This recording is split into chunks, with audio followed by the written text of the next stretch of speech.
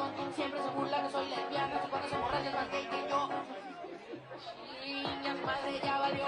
Era una fiesta el sábado, pues con sucio el sábado. La vecina ya grabó. Chingas madre, ya valió. Era una fiesta el sábado, trapo sucio el sábado. La vecina ya grabó. No quiero abrir el sobre porque es crimen federal, pero aquí entre familias de mi amor. Again? More inside? Some church leaders came from Texas or different states. Oh, and then over there? Yeah.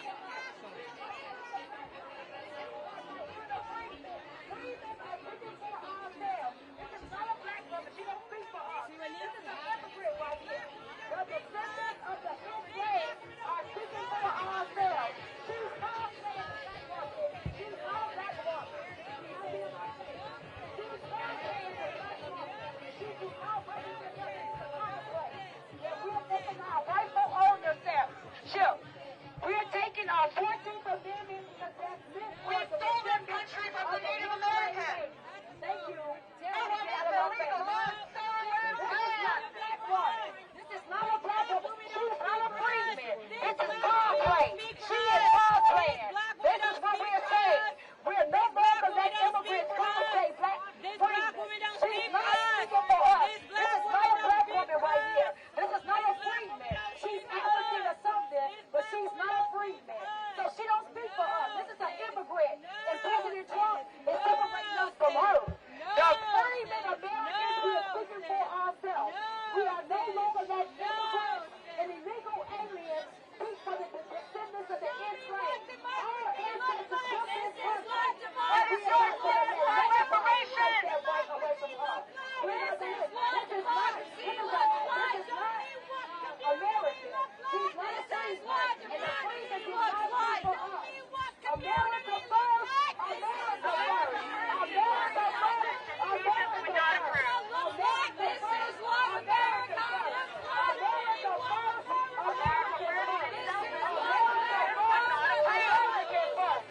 America first, America first, America first. Freemen stand with President Trump. Freemen stand with President Trump. Freemen stand with President Trump. Freemen stand with President Trump. Freemen stand with President Trump.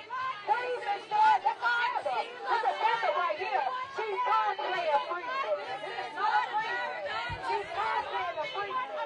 Freemen stand with President Trump. Citizens by birth here in the United States, not the indentured servants of Donald Trump. We are not his guest prisoners. Freemen stand with President Trump. Freemen stand with President Trump. Freemen stand with President Trump. Freemen stand with President Trump. Freemen stand with President Trump. Freemen stand with President Trump. Freemen stand with President Trump. Freemen stand with President Trump. Freemen stand with President Trump. Freemen stand with President Trump. Freemen stand with President Trump. Freemen stand with President Trump. Freemen stand with President Trump. Freemen stand with President Trump.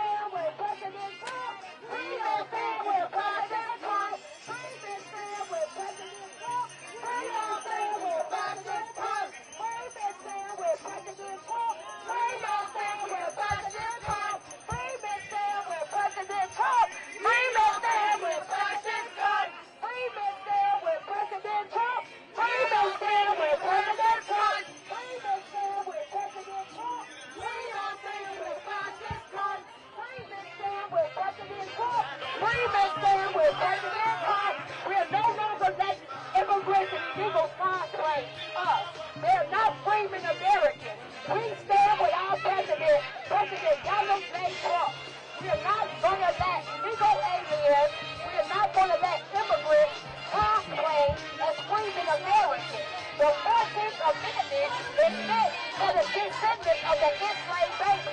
She's not us. She's not one of us. She's not one of us. She's not one of us. She's a transplant.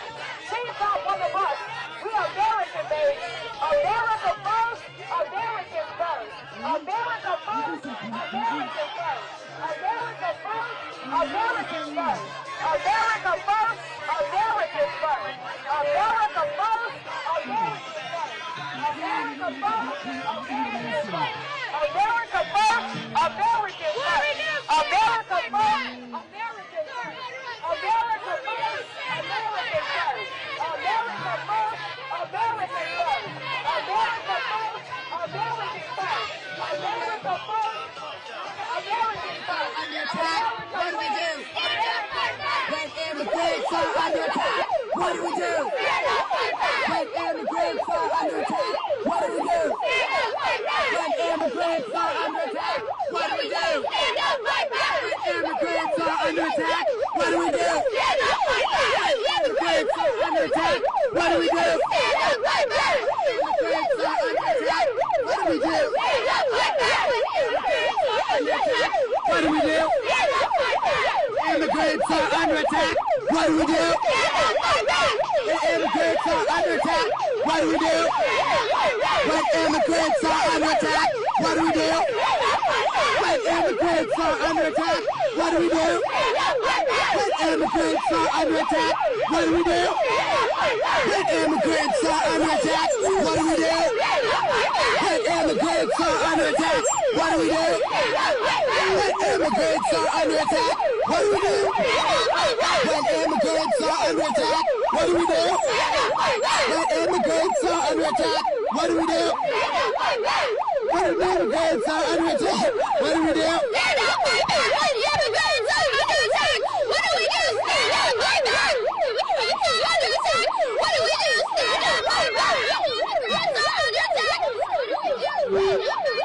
Show me what America looks like! Show me what America looks like! Show me what democracy looks like! Show me what democracy looks like! Show me what America looks like! Show me what America looks like! Show me what community looks like! Show me what community looks like! Show me what democracy looks like! Show me what America looks like!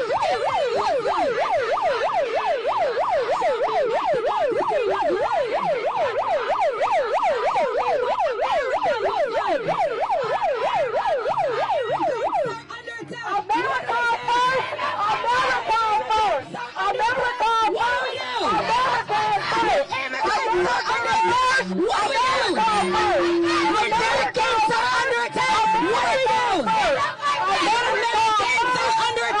what America looks like! Show me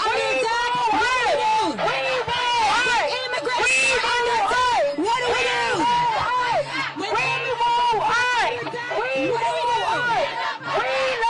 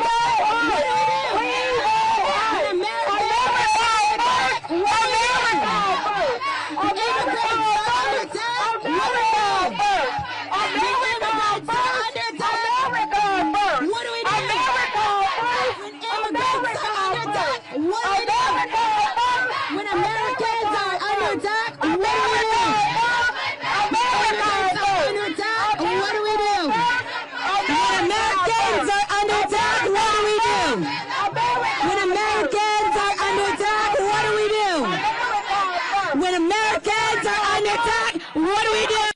When Americans are under attack, what do we do? When Americans are under attack, what do we do? When what do we do? When Americans are under attack, what do we do? When Americans are under attack, what do we do? When Americans are under attack, what do we do? When Americans are under attack, what do we do? Thank you!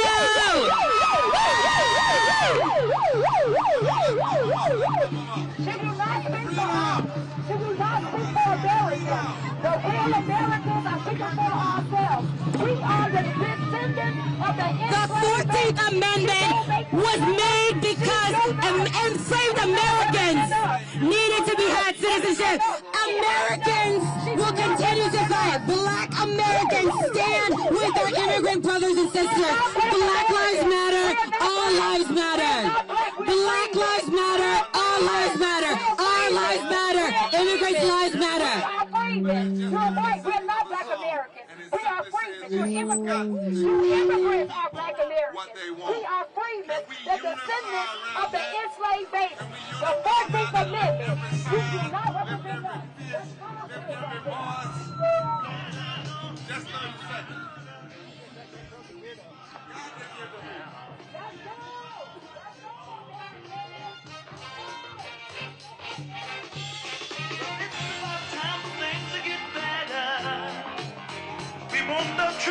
The truth, and no more lies. 15 seconds.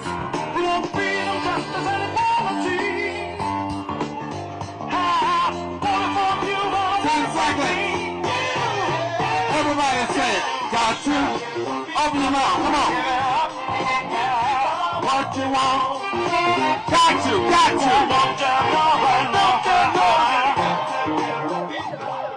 We are here. I'm glad to hear the emergency, because we do have an emergency, and we are here because the scripture says in Isaiah chapter 10, woe unto those who legislate evil and rob the poor of their rights and make women and children pray. Matthew chapter 18 says that Jesus said, woe unto those who offend the children. And it would be better to tie a millstone around their neck and be thrown into the sea than to offend the children. Y'all look up here, don't worry about that. Say, leave the children alone. Some folk don't know their history. The 14th Amendment was the rebirthing of America. That's why we had a Reconstruction. And that's why this Reconstruction Amendment guaranteed birthright citizenship to anyone born in this nation. My dear sister, now somebody, she can talk, but she can't be this close and disrupt what's going on in here. Now you can talk, that's all right, but I respect that you're right and I haven't interrupted you, so don't interrupt me. I need security to move her back. Not up front, move her back. She can talk, but you got to move back. You got to move back. We're here for serious business. You want to talk and debate, that's one thing, but not shout over somebody. Security, please move her back. We are here because of the attempts to undermine and remove birthright citizenship. And just say children born here don't have that fundamental right is another form of Trump's wannabe God complex. Like the emperors of another era, he rejects the inalienable rights of all people and believes he gets to determine who dies in war, who's a citizen of the United States, who benefits from the laws of this country. But how many of you will shout, we will never abandon the children? Stay with me, we will never abandon the children. We will never abandon the children. Shout it loud. We will never abandon the children. If the Supreme Court chooses to overturn birthright citizenship after 158 years, then we would have to climb on top of that building and erase those words, equal protection under the law. We might as well replace it with gold letters that says Trump Court, not Supreme Court, Emperor's Court, King's Court. But today we come to say it's our court. It's the people's court. That is why clergy like myself must call it what it is. To end birthright citizenship, you can worship Trump if you want to, but I know God, and God is against ending birthright citizenship and hurting the children. No sin is more serious than to hurt the children. No sin is more serious than to hurt the children. Just like the masked men who want to stop and check the papers of dark-skinned people who speak Spanish, Trump thinks that he can decide who does and who deserves the basic rights that God gives freely to us all. Trump's legal team is trying to use Confederate arguments to try to push the end to birthright citizenship. In 2023, we welcome 3.6 million children to this country. Tens of thousands of them got birthright citizenship, which meant from the day they were born, they had equal protection under the law and a right to pursue happiness. Somebody shout, leave the children alone. Leave the children alone. Let them have love. Let them have justice. Let them have humanity. The 14th Amendment protects babies from a caste system and makes sure that we don't have a permanent underclass. The fact of the matter is, those who are trying to end the Birthright Amendment, they weren't even the first people in the country. Their names don't sound Apache. Their names, Trump and Miller, don't sound Cherokee. They don't sound like the people who work the soil of this land, who spill blood to expand this democracy. Those were black people and Latino people and Native Americans. So if you want to talk about first, let's go to the first people that were here.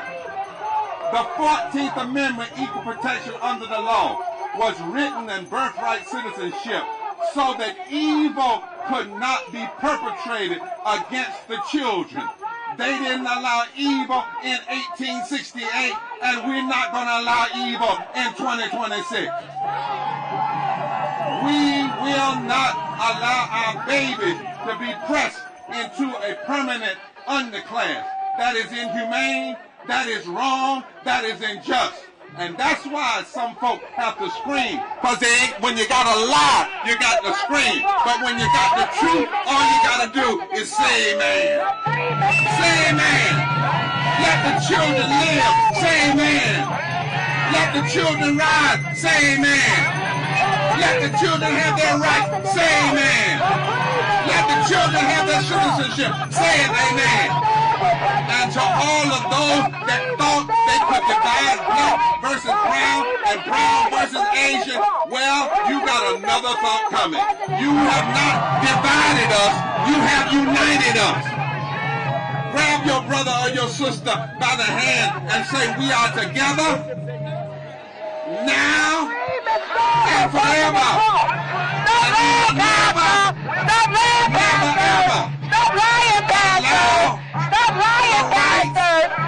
allow to be taken away. And so we come today and to pray. Would you bow with me? Gracious and loving God, we lift up our nation and its leaders as they deliberate on the future of birthright citizenship. We ask for your divine wisdom to guide their hearts, that they may see every child as a bearer of your image and a person of inherent dignity. Lord, we pray for the babies whose future are being waived, and we ask that you protect them from the shadow of stateliness and provide them with a place where they are seen, valued, and welcome. God, give our lawmakers the courage to protect the unity of families and the foresight to build a society rooted in fairness rather than division. For if any nation declares that it wants to be first, it must start with how we treat the children.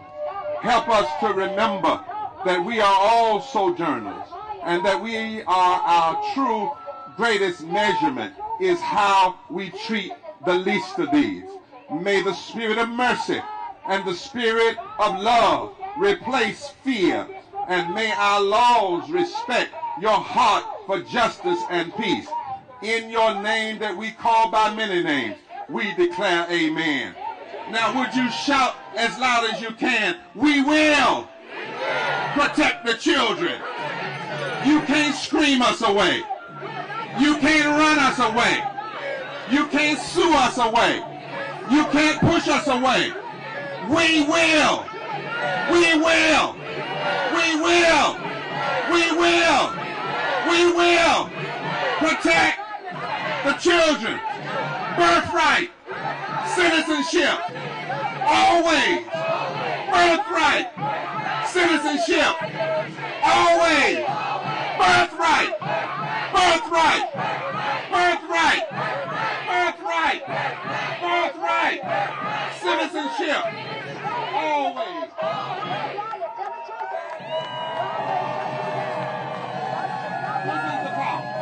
This is the power. This is the power. What's his name? Give him a mighty scream. And tell him, we will always protect your rights. Yes. Yes. Yes. Yes. Yes. Birthright. Citizenship. Always. Always. Always. Always.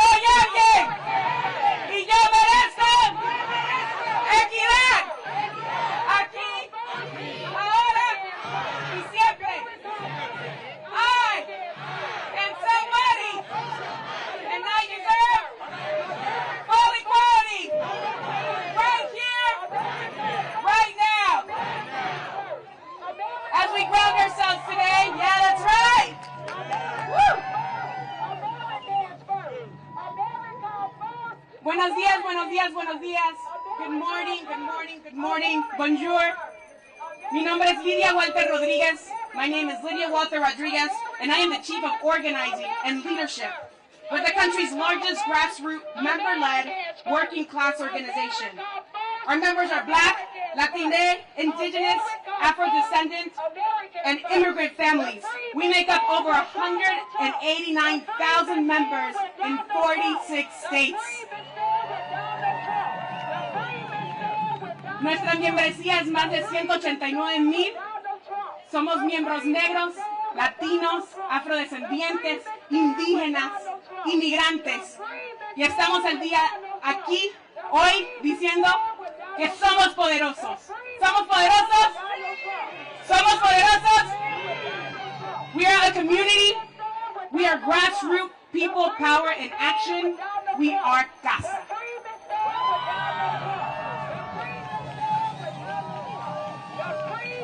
I am proud to stand here today alongside the ACLU, dozens of partner organizations, and the Center for Popular Democracy. It is an honor to serve as a co-MC today, alongside my brother in the movement, Mario Cooper. Estamos aquí con más de una docena de diferentes organizaciones, incluyendo el ACLU y el Centro Popular de Democracia, y estoy aquí honradamente con mi hermano del movimiento, Mario Cooper.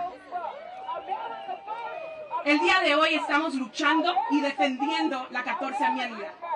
We are here today with hundreds of families fighting to protect the 14th Amendment, particularly uplifting birthright citizenship.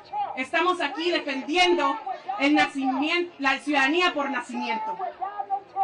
Because, let's be super clear. Vamos a ser bien claros de lo que está pasando en esa Corte Suprema.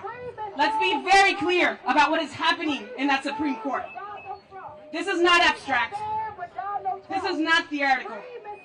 This is about who gets to belong in this country and who the Trump administration is trying to erase. Esto se trata de quién pertenece en este país y cuáles personas la administración de Trump está tratando de borrar. Este no es nada nuevo. Este país ha querido y ha conquistado y ha empujado para borrar la persona negra, la persona indígena, la persona latina, la persona inmigrante. Y estamos aquí para decir no más. This country has a history of trying to erase black, brown, and indigenous communities, and we are here to say no more. Say it with me, no more. No más. No more. We are fighting for birthright citizenship because our future generations depend on it. Nuestras generaciones que vienen después de nosotros dependen de esta lucha. So I ask, show me what community looks like. Show me what community looks like. Show me what community looks like. Show me what democracy looks like. Show me what America looks like. Show me what America looks like. Let's say it loud and let's say it clear. Birthright citizenship is a constitutional right, and our families are not up for debate. La ciudadanía por nacimiento es un derecho constitucional, y ese no es un debate. Nadie nos va a poder borrar. No one will erase us. I am honored now to turn it over to my brother in movement, Mario Cooper, Executive Director of the Center for Popular Democracy.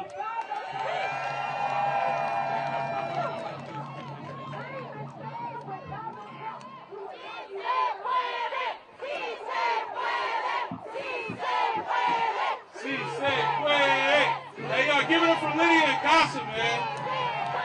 Hey, look. This is beautiful. This is beautiful. This is the kind of country we want to live in. This is the kind of environment we want to live in. Look, you got brown people. You got AAPI people. You got brown, like black people. This is the kind of country we want to live in. And there's always somebody who is paid by our oppressors to come to places where we have unity and disrupt. That's always the case. It's always the case. But let's talk about what we're really fighting about here. Let's talk about what we're really fighting about here. The birthright citizenship is a key pillar of the 14th Amendment of the Constitution of the United States of America. It's a key pillar. Now the thing about the 14th Amendment that we all need to understand, and even this person screaming needs to understand, is that the 14th Amendment was created because 400,000 black and brown, black enslaved people freed their enslaver. They ran away from their enslavers. 400,000. 200,000 of those people joined the Union Army and fought to save the Union. They wanted to save the Union so that there was a new future of justice and equality in this country. The 14th Amendment gave the Bill of Rights to everyone who was not a landowning white man. That's what it did. That's what it did. And like Barbara, what Bishop said, it reconstructed this country. That was regular people like us. That was people like you. And they changed this country. They changed it for the better. And we won things. We won things for people like you. Even this person yelling right now is allowed to yell in public because the 14th Amendment exists. Whether or not she got paid, I don't know who she got paid by. But she's allowed to do that because the 14th Amendment exists. That is the truth. That is the truth. And we need to understand that right now what they're doing, they're attacking immigrant communities. They're attacking immigrant communities. But they're really trying to attack the 14th Amendment of the United States, which gives us citizenship. And let's be very clear for the people who are holding signs talking about illegal immigrants. The 14th Amendment of the United States says that all persons get due process and equal protection under the law in this country. All persons, not citizens, all persons. We have to defend the 14th Amendment. All the rights that we experience in this country are the things that we care about are protected by the law of the 14th Amendment. Whether you talk about equal education, citizenship rights, voting rights, the ability to marry who you want. Those are the things that we care about. That's what we say when we say freedom. That's what we talk about when we say freedom. And right now they're trying to attack that for all of us. So I'm telling you, if you're an immigrant person, they're not going to let you in. It doesn't matter how good you are. My ancestors were good. They did what they're supposed to do. They built communities. They built economies. And they came and destroyed them because the 14th Amendment has never been fully implemented in this country. And it is our job, it is your job to protect this amendment, not just for the last 150 plus years, but for the next 250 years. If y'all with us, if y'all here to do that, let me hear you say we got to defend the 14th Amendment. Defend the 14th Amendment. Say it with me. Defend the 14th Amendment. Defend the 14th Amendment. Defend the 14th Amendment. It is ours. This is our government. It is your government. We get to decide what kind of future we have. We do. Not people screaming lies and crime. That's a very small group of people. There's more of us than them.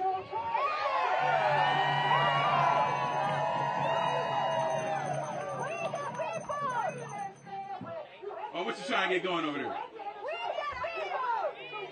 Oh, you want to say the people unite? We the people. We the people. We the people will defend our rights. Our rights. Our rights. All right, with that, I got to turn it over because my time is up. I appreciate y'all.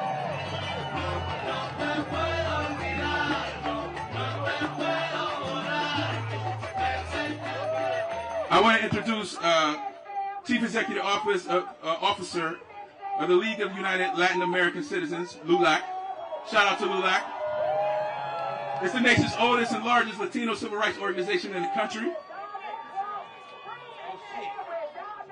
Break that. Hold on. They coming later. Right now, I'm going to give it up for Norman Wong, who's the descendant of Wong Kim Ark. Do y'all know what that case was? Oh, yeah, we got an educated crowd. Yeah, this is the grandchild, great-grandchild of a person who's been fighting. His great-grandperson fought to protect citizenship rights for immigrant people. If you know the case, you know that they had to fight it all the way up to this building. And he has continued that fight by joining us here to remind the nation that we already settled this issue. This is a moot issue. But I'm going to give him space here, please. Please, please, please. Welcome Mr. Norman Wong to the stage, please. Thank y'all. We love y'all. Let's keep fighting.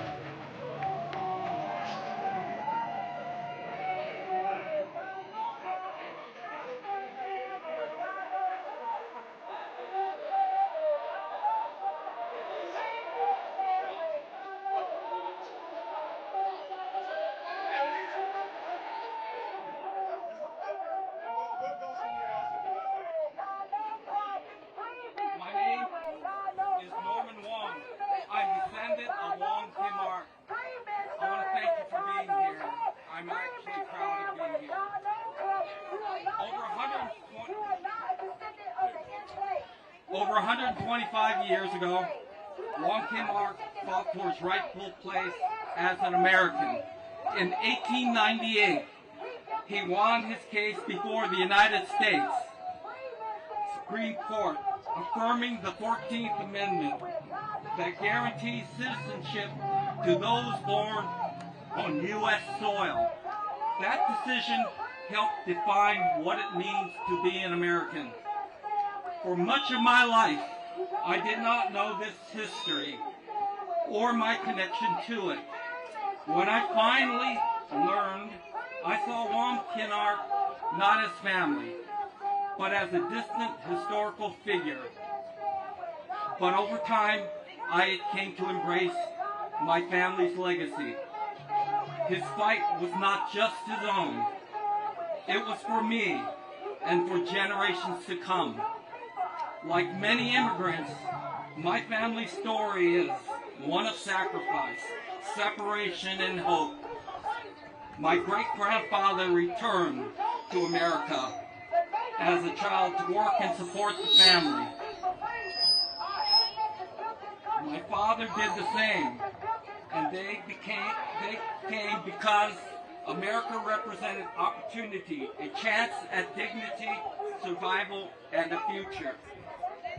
Wong Kim Ark's victory ensured that people like me and millions of others would be recognized as fully American, not as outsiders in the country of our birth. His case transformed the 14th Amendment from the words on paper into living promise. Today, that promise is still being tested. Birthright citizenship is not just a legal principle. It's a statement about who we are as a nation. It affirms that America is not defined by bloodlines or exclusion, but shared values and equal rights. This is Wong Kim Ark's legacy. This is my legacy. It is our legacy. And now it is our responsibility to protect it, to our children and for generations yet to come. May me continue to live up to that promise.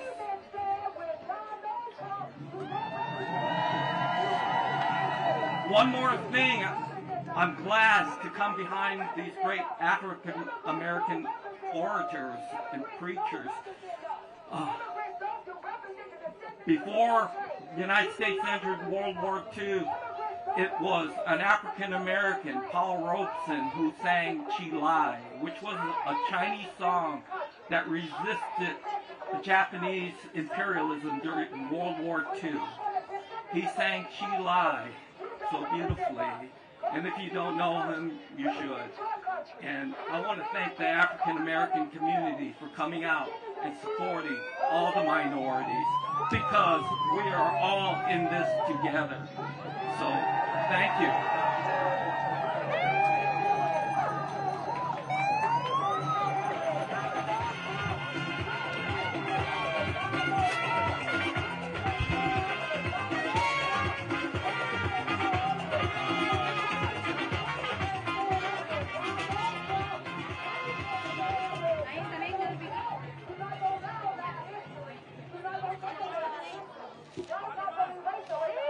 ¿Me escuchan? ¿A dónde está nuestra familia de casa? Say it with me. We are casa. We are casa. We are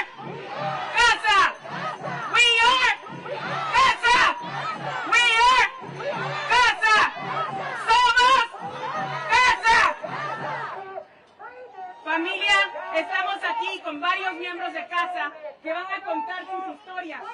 We are here today with various casa members who are going to uplift their story.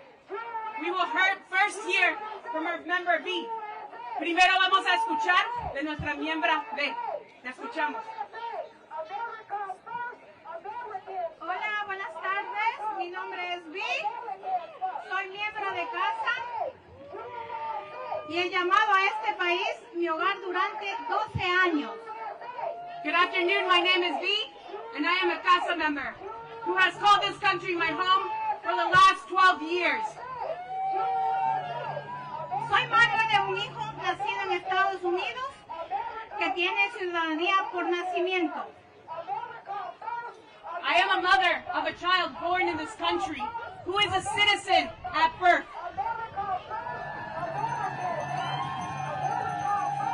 Hoy estoy aquí porque algo muy grave está jugando.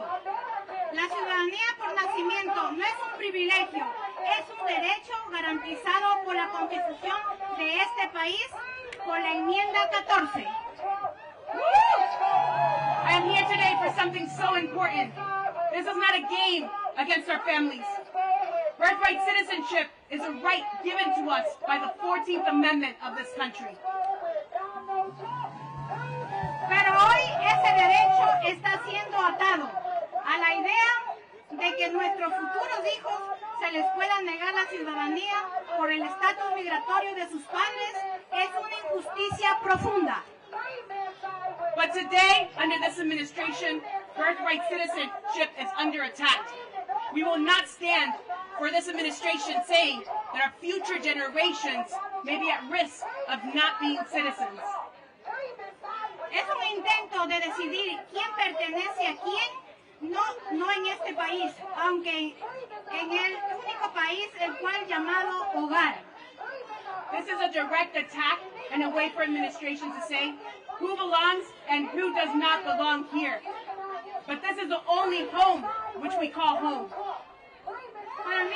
Para mí esto no es político, es personal. He vivido con miedo, he tenido ataques de pánico, pesadillas, pensando en las posibilidades de que mi hija pueda ser separada de mí o que tenga los mismos derechos de cualquier otro niño nacido aquí. For me, this is not a game. This is something personal. I have had panic attacks. I have had stress, mental health issues, thinking of one day my daughter being separated from me. To imagine that she may not have the same rights, even though she was born in this country. Hoy estoy aquí porque no me voy a quedar callada. Como muchas madres, padres, hemos construido nuestras vidas aquí. No somos temporales. This is why I'm here today. I will not lower my voice. Like many parents in this country, we are not temporary. Somos trabajadores, somos parte de nuestra comunidad y de nuestros hijos son americanos. We are workers. We contribute to this country, and our children are American. Negarles su ciudadanía no solo sería ilegal, sería crear caos para miles de familias como la mía. Taking away birthright citizenship will cause a cause for millions of families like myself. Significa que los certificados de nacimiento ya no serían pruebas suficientes de ciudadanía de nuestros hijos, podrían crecer sin protección, incluso sin un país al cual pertenecen. This would mean that the birth certificate would no longer be valid, and the chaos our children will feel of not belonging to any country, even though they were born right here. Hoy estoy aquí representando a todas las familias que están siendo impactadas por esta orden. Le pedimos a la Corte Suprema que haga lo correcto. We are here today asking the Supreme Court to do the right thing. Porque ningún padre debería tener preguntas si su hijo pertenece a un país donde nació. No parent should have to live with the thought of if their children belongs in this country, even if they were born here.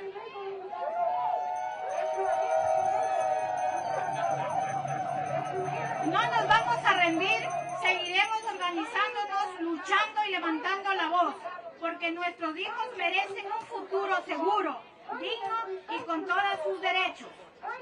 We will not back down. We will continue to organize, mobilize, until our children receive the dignity that they deserve.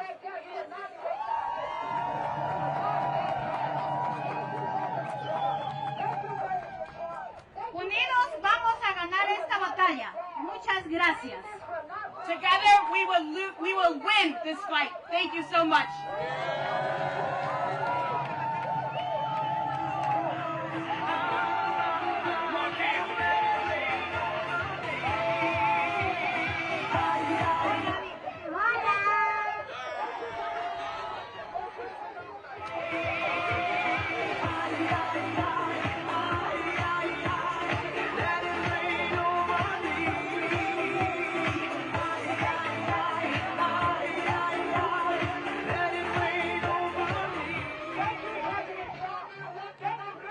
I now want to introduce Mr. A.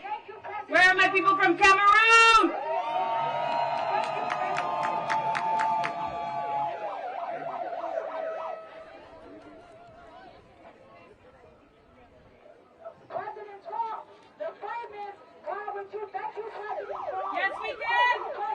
Yes, we can.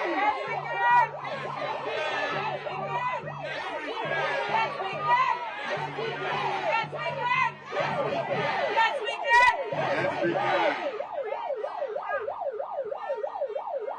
My name is A, and I'm a proud member of CASA.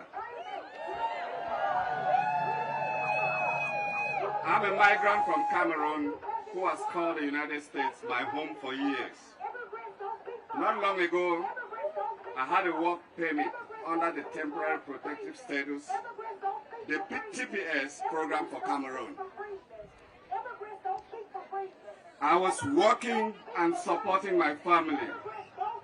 I was building my life. I felt like I was finally stepping out of the shadows of fear.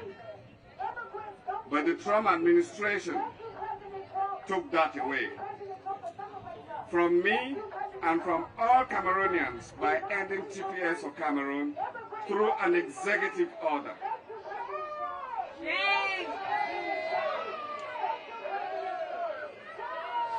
And it pushed so many black and brown workers back into the shadows once again. I am one of the hundreds of thousands of community members directly impacted by this administration. I know what it feels like to have your sense of belonging taken from you overnight, to feel like your place in the country you call home no longer matters. But I matter. And I belong. I know I belong. We are not temporary. Millions of people like me, those with TPS, DACA, asylum and other protections, have built our lives here over the years and over decades.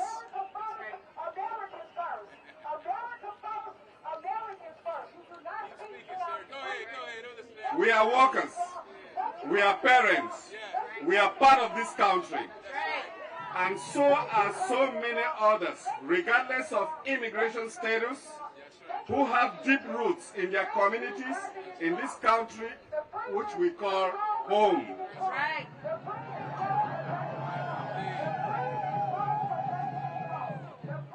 This administration is trying to erase the truth of our contributions and our belonging.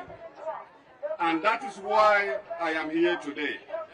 Because I don't want the next generation, our children and our babies, to feel what I have felt. What this means is that at one moment, so many of the children born in this country will become stateless, and we do not want that to happen. I don't want any child born here to ever question whether they belong. Yet now, this administration is attacking birthright citizenship as another way to erase black and brown people and erase the diversity and working class strength that make this country what it is. We must defend the constitutional right to birthright citizenship to ensure that our children and future generations can live and prosper in the light, not be pushed into the shadows, like this administration has done to so many of us already. Merci beaucoup.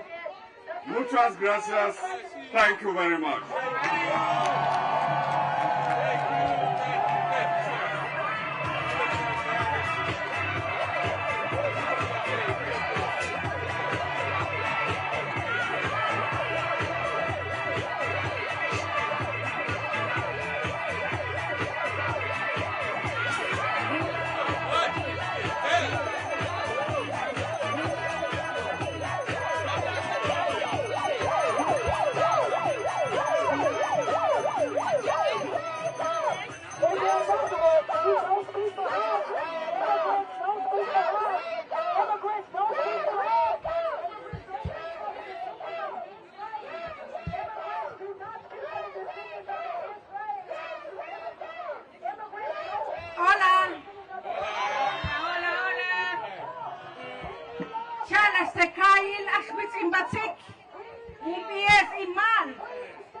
No van a presentar un indígena, tomar un nukuch,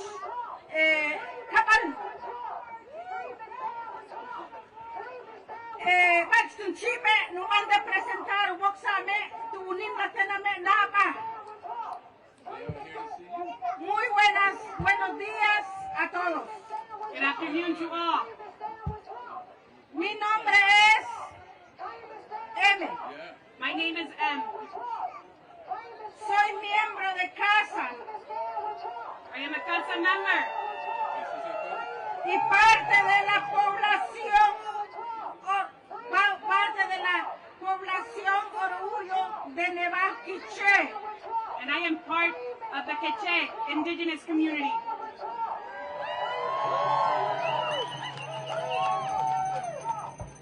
Ningún padre y ninguna madre debería tener cuestiones si su hijo o hija pertenece al país donde nació.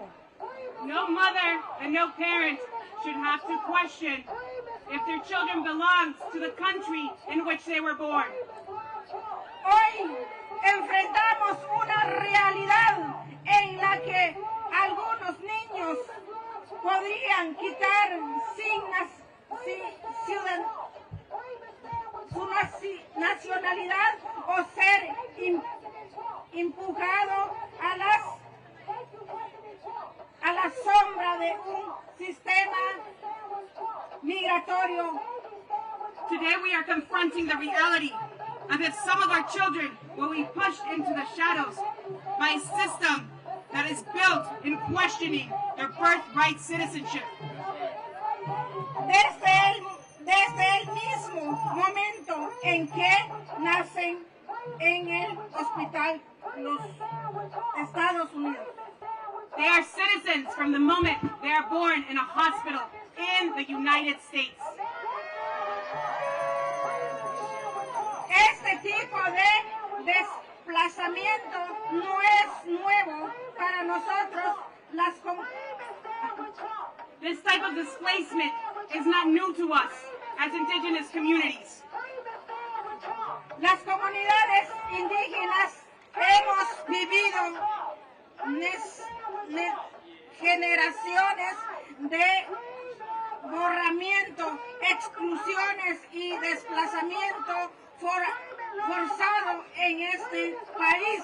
This country has forced displacement and erasure of indigenous communities for years. Pero aquí seguiremos luchando. But here we will continue to fight. Y vamos a continuar organizando y movilizando a nuestra comunidad. And we will continue to organize and mobilize our indigenous communities. Y vamos a presentarnos entre la Corte Suprema para hacer escuchar nuestras voces. And we will continue to this Supreme Court to ensure our voices are always heard. He inspirado a muchas mujeres que madres están esperando que recientemente han dado a luz. I have inspired many women who are expecting, who are part of the Quiche community, to join the fight. Famous Love Trump! Famous Love Trump! Famous Love Trump! A dar un paso al frente, a unirse, la demandar contra de parte de casa y también ser parte de este movimiento. Many of our Quiche women have joined the litigation defending birthright citizenship with CASA and have joined the movement to continue to fight for our families. Juntas estamos lanzando nuestra voz para defender la ciudadanía por nacimiento y proteger a nuestra familia. Together we will continue to fight for birthright citizenship and for all of our families. That's right, that's right. Porque nuestros hijos y nuestras próximas generaciones no serán desplazados otra vez. Muchísimas gracias. ¡Sí podemos! ¡Sí podemos! ¡Sí se puede! ¡Sí se puede! ¡Sí se puede! ¡Sí se puede! ¡Sí se puede! ¡Sí se puede! ¡Sí se puede! ¡Sí se puede! ¡Gracias!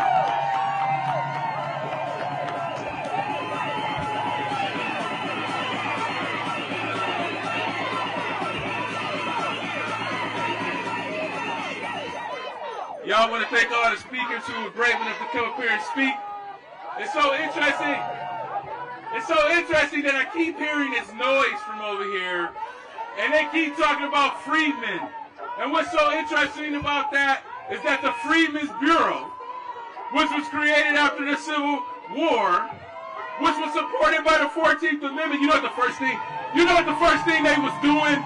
You want to know what the first thing that the Freedmen's Bureau was doing? It was trying to find people's families. What? It was trying to keep the families together. It was looking for people's babies and their parents. Right? You know what I'm saying? So it's funny that somebody keeps talking about the Freedmen's Bureau and freedmen, when in fact the Freedmen's Bureau would have been supporting this rally right here. Yeah, baby.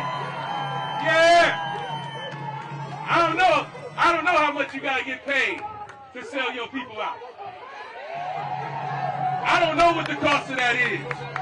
I didn't take the bribe. I can't take it. You know somebody else who can't take the bribe? The Senator Alex Padilla, who I'm about to bring up to the stage. Yeah. Senator Padilla is the son of immigrants and the first Latino elected to represent California in the United States of America Senate. He serves as the ranking member of the Judiciary Subcommittee on Border Security and Immigration. He like on the front lines inside of this place.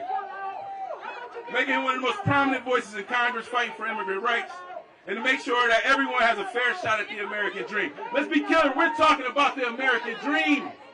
We're talking about values right now. What values do you have? Do you believe that human beings are human beings? Do you believe that human beings are human beings? Like we all are human beings, right? Well, that's what we're here to fight for. We're here to fight for human rights. I want to bring Senator Padilla up to the stage. Yeah, thank you. Thank you for helping be an example for me. Thank you, sir.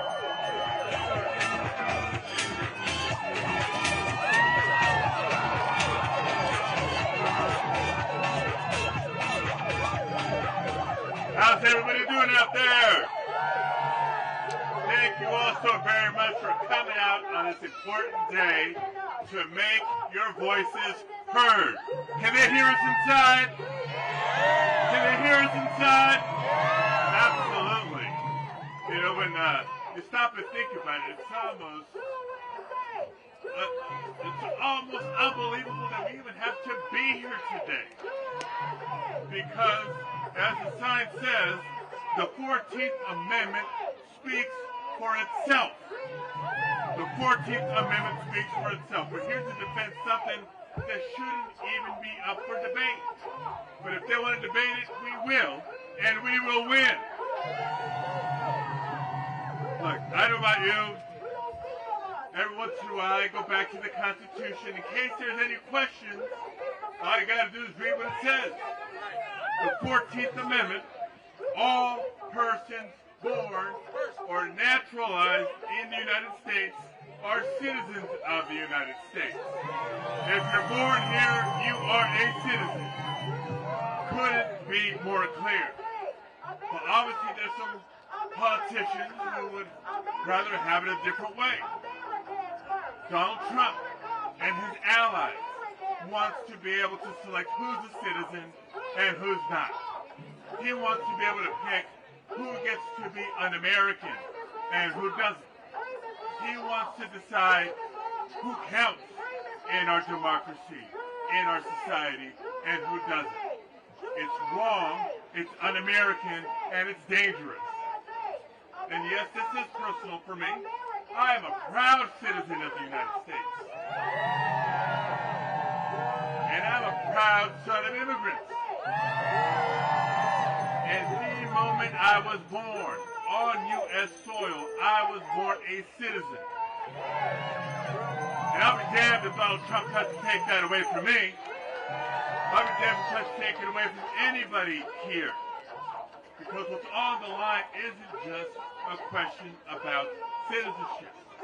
It is about upholding the Constitution. It's respecting the rule of law and keeping the promise that the 14th Amendment has held for more than 150 years. Don't just take my word for it. The courts have upheld it over and over again, and we're going to do it again once and for all. Thank you. Thank you very much.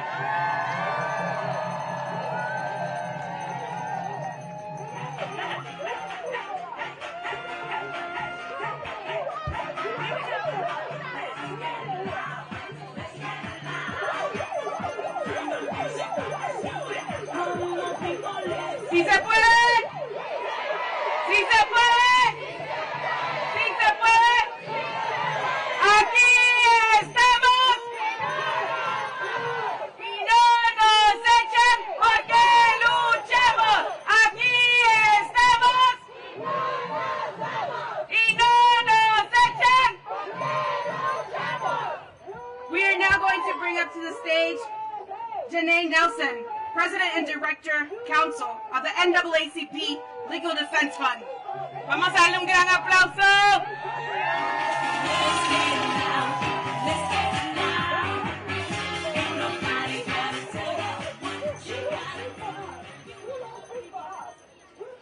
All persons born or naturalized in the United States and subject to the jurisdiction of the United States are citizens of the United States and the state wherein they reside. Todas las personas nacidas o naturalizadas en los Estados Unidos y sujetas a su jurisdicción son ciudadanos de los Estados Unidos y del estado en que residen. The words of the Constitution in English, Spanish, or whatever language you use could not be clearer. The words of this Supreme Court in 1898 in Wong Kim Ark could not be clearer. The words of the 1952 Immigration and Naturalization Act by U.S. Congress could not be clearer. And we, the people, could not be clearer that if you are born in the United States, you are of the United States. We will not let someone who peddles in replacement theory, someone who believes that only white males should have power, we will not allow an individual or his administration to rewrite our Constitution. When we read that executive order, we say, hands off the 14th Amendment. Hands off the 14th Amendment. The 14th Amendment is the dividing line between this country's worst era and the multiracial democracy that we hope to be.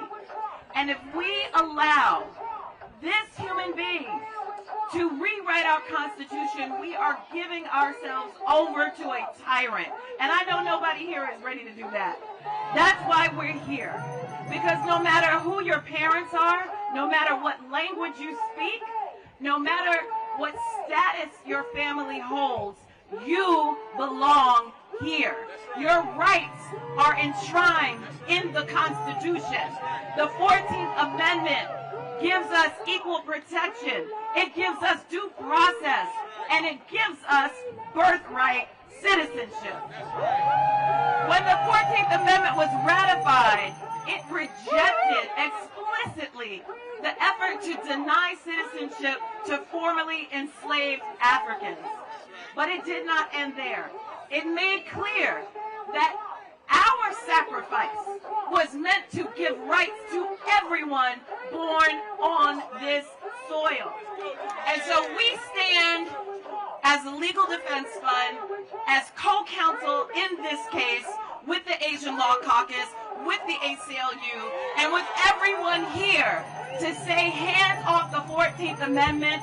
Birthright citizenship is our constitutional right, and I need you to say it loud to drown out the nonsense over there and let them hear it all the way to the White House. Hands off the 14th Amendment! Hands off the 14th Amendment! Hands off the 14th Amendment! Hands off the 14th Amendment! Hands off the 14th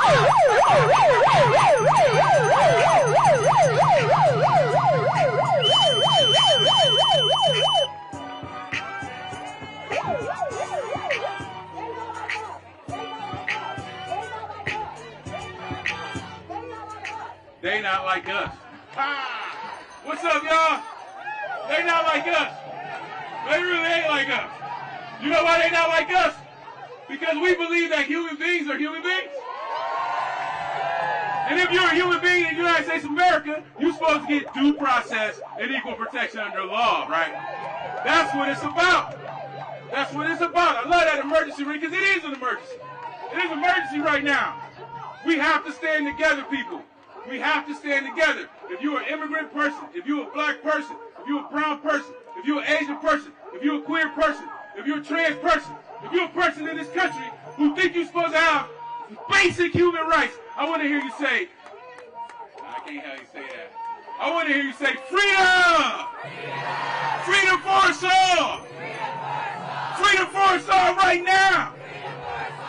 Defend the 14th Amendment! Defend the 14th Amendment! I love it, y'all. Keep the energy up, man. This is good. This is good. Next, I'm going to bring up Juan Perano. Let me make sure I got it right. Last time I had it wrong. I want to make sure I got it right this time. Wait, Juan Perano is the Chief Executive Officer of the League of Latin American Citizens. This is LULAC. I'm sorry, sir. I had called you earlier. You weren't here yet, I don't think. This is the nation's oldest and largest Latino civil rights organization in the country. Give a shout out. Go ahead.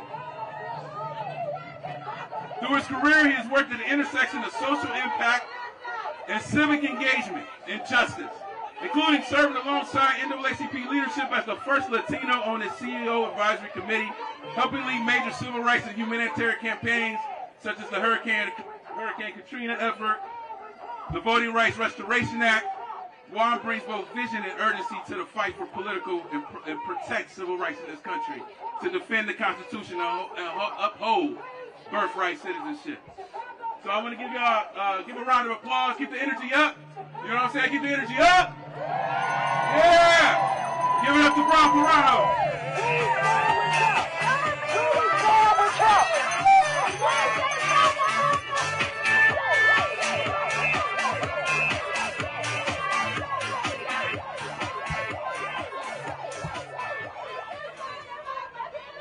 We're standing today on the steps of the highest court in this land. And we're here because Trump signed an executive order to end birthright citizenship, attempting to strip citizenship from babies, newborn babies, born right here on American soil. The League of United Latin American Citizens is the country's oldest and largest Latino civil rights organization. For nearly a century, LULAC has stood on the front lines fighting for the dignity, the rights, and the belonging of Latino communities in this country. And I'm here to tell you, we will not stand by while this administration tries to make our children second-class people. The 14th Amendment to our Constitution could not be more clear.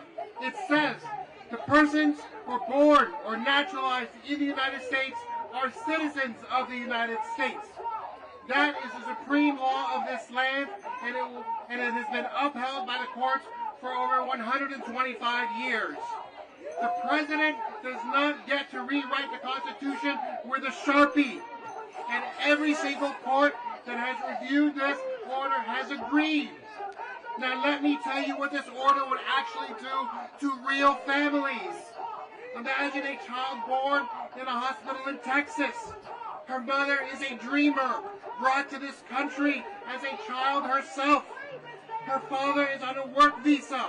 Under this executive order, that baby, that newborn, would not be a United States citizen. But here is what makes this even more devastating. She may not be a citizen of any country. She was born here. This is the country that she is known. This is the administration's order could render her and hundreds of thousands of children like her stateless. Stateless, with no country to call home, no passport, no protection, vulnerable to arrest, to detention, to deportation, to a country foreign to her. And let us be honest about what this is really about. This executive order is not an isolated act. It is one piece of a deliberate, systemic campaign to detain, to deport, and to terrorize immigrant communities across the country. Since returning to office, President Trump has gutted asylum protections. He has expanded immigration detention, separating parents from children, locking people in chain cages. He has authorized warrantless arrests. He has sent mass armed federal agents into communities, into schools, into churches, into neighborhoods, terrorizing families. He has deported those who have the legal right to be here, and 46 people have died in detention since January 2025. 14 alone this year. This is a strategy. It is an effort to redefine who belongs in America, to create permanently a second class of people who were born here, grew up here, love this country, but are told, you do not belong. You have no voice. You have no vote. You have no rights. The scale of what is at stake here is staggering. Nearly 5 million children over 2 decades could be left without birthright citizenship if the Trump administration gets its way, with no legal status and only in name. Every system we rely on, every birth certificate, every school enrollment, every driver's license, every social system would be forced to ask parents, what is your immigration status? It would be discrimination, chaos, inevitable errors, and real human suffering. So we say this to the administration, you do not have the authority to end birthright citizenship. We say to the children who would be affected, you belong here. You have always belonged here. And we will fight for you as if you were our own, because you are. And we say to this court, the eyes of millions of families are on you today. Families who woke up this morning and looked at their newborn children and wondered whether this country will keep its promise. Uphold the Constitution, uphold the 14th Amendment, uphold birthright citizenship. And I want to thank Sister Pimentel for being with us here today. Her work is so incredibly important. Gracias, muchas gracias. I stand here with you as one voice to protect birthright citizenship. Amen. And now it's an honor to introduce a dear friend, Carlos Eduardo Espina, a son of immigrants, a law school graduate, a LULAC scholarship recipient, and a powerful Spanish language voice for Latino families across the country. Carlos reaches millions with clear explanations of immigration, politics, and issues shaping our communities. And he has matched that influence with the direct aid and nonprofit work that supports migrants and working families. At a moment when our people need truth, courage, and representation, Carlos is here helping a new generation feel seen, informed, and ready to act. Please join me in giving him a warm welcome. Que viva Lula!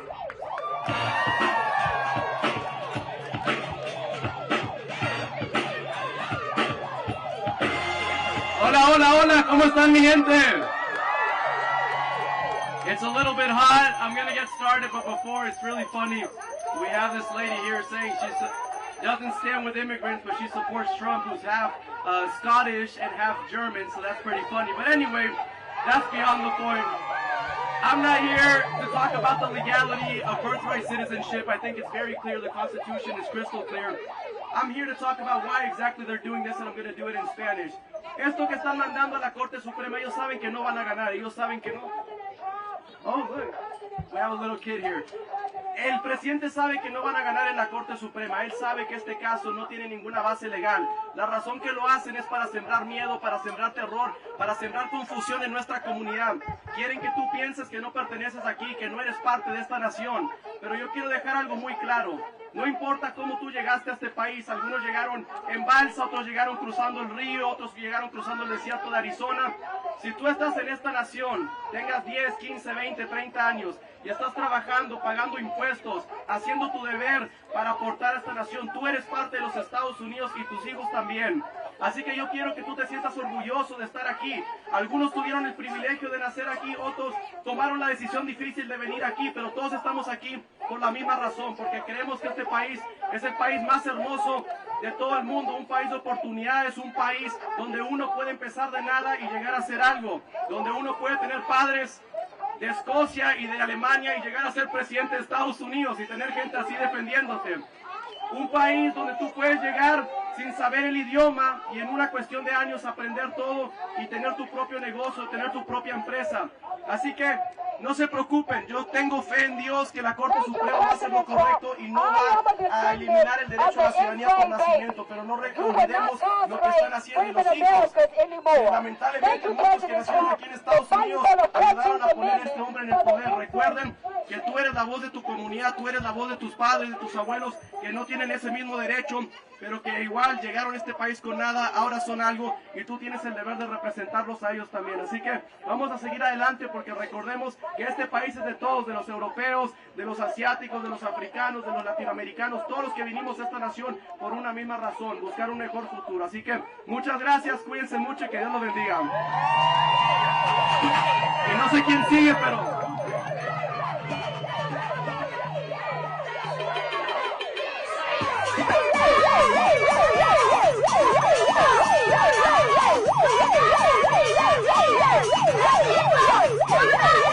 Vamos a tomar una foto aquí, a ver.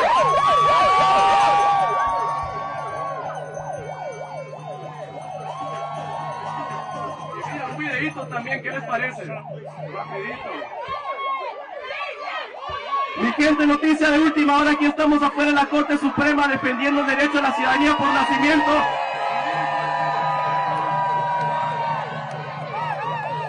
Gracias a todos los que llegaron y que Dios los bendiga. Ahí estamos.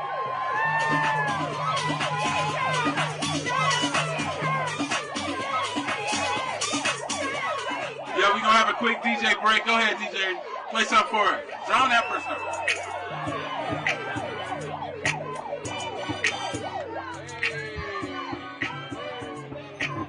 Hey, must have on the beat, boat, anyway.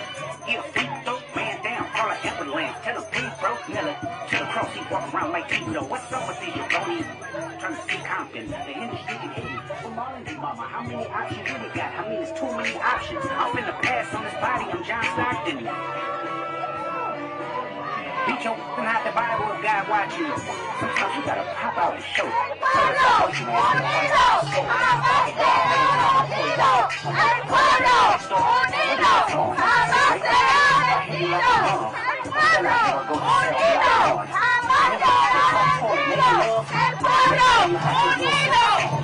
Tell me Sheriff the only one that get your hand down. The party at the party playing with his nose now. And Baka got a real case where I see around. Certified lover boy, certified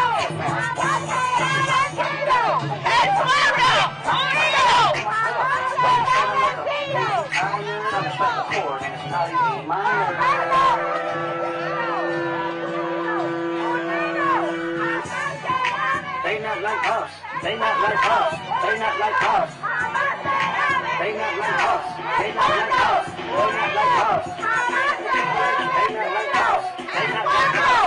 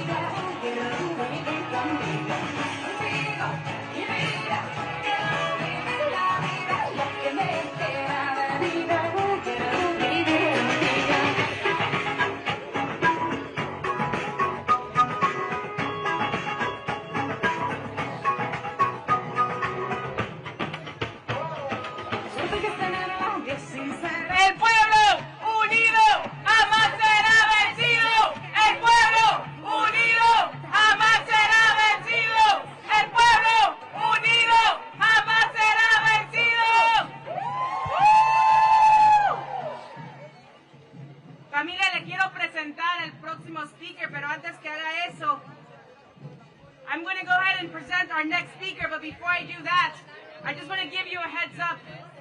Let's give it a shout out to our amazing ASL interpreters. Vamos a darle un gran aplauso. To anyone who needs a break, we have an ADA section here with some seats. If you need a break, go ahead and take that break. For those who need some shade, some snacks, a different sit-down break, you could join us at the Lutheran Church and take that break and come right back. Para las personas que se quieren sentar, necesitan un break. Aquí tenemos unas sillas donde se pueden sentar en el área de ADA. Y para las personas que necesitan menos sol, necesitan un bocadillo, estamos en la iglesia del Luterano que pueden ir. I also want to let you know that a lot of ACLU, let's give it up for ACLU. A lot of our ACLU family has been passing out a little square where you can actually listen to this interpretation via Zoom. So if you're interested in listening to this via Zoom, make sure you get one of those little squares from one of our friends in the blue shirt. ¿Se puede? Bueno, familia, es un honor y un orgullo presentar a nuestra próxima líder.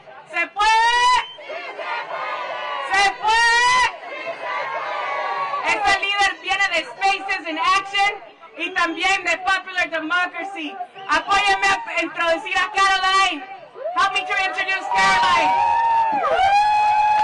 An incredible leader from Spaces in Action and Popular Democracy. ¡Se puede! ¡Se puede! ¡El pueblo unido jamás será vencido! ¡El pueblo unido jamás será vencido! ¡Te escuchamos, compañera! ¡Aquí estamos! ¡Y no nos vamos! ¡Aquí estamos! ¡Y no nos vamos! ¡Y no nos echan porque luchamos! Soy Caroline, una mujer y madre de 2 niños nacidos aquí, además de líder comunitaria y miembro de la organización Espacios en Acción y Popular Democracy. Con el compromiso cerrado de seguir defendiendo la enmienda 14. My name is Caroline, and I'm an immigrant woman and a mother of 2 children born here, as well as a community leader and member of the organization Spaces in Action and Popular Democracy, and we are here to continue defending the Amendment 14. En el último año, el presidente y su administración han priorizado la violencia y la persecución y la privacidad de derechos a lo largo de este país. Y como si eso no fuera suficiente, ahora él y las élites y los políticos corruptos se sienten con el derecho de decidir quién pertenece aquí y quién no a este país. Y no vamos a permitir que eso continúe. No vamos a permitir que eso continúe. Y no lo vamos a permitir que eso continúe. Over the past year, the President and his administration have prioritized violence, persecution, and deprivation of rights across this country. And as if that weren't enough, now he and the elites and corrupt politicians feel they have the right to decide who belongs in this country and who doesn't. And we won't let that continue. Isn't that right? We won't let it happen! Esta orden ejecutiva de sabotear el derecho a la ciudadanía por nacimiento o naturalización es parte de su objetivo de aterrorizar a las personas inmigrantes. El presidente de asilo establecidas por el Congreso con crueldad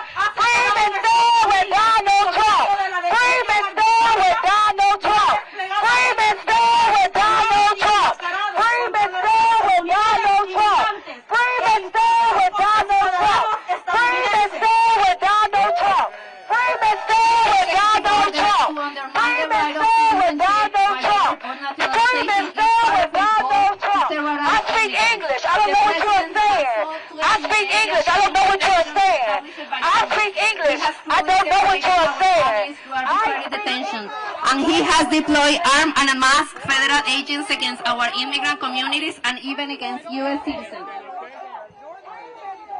Shame!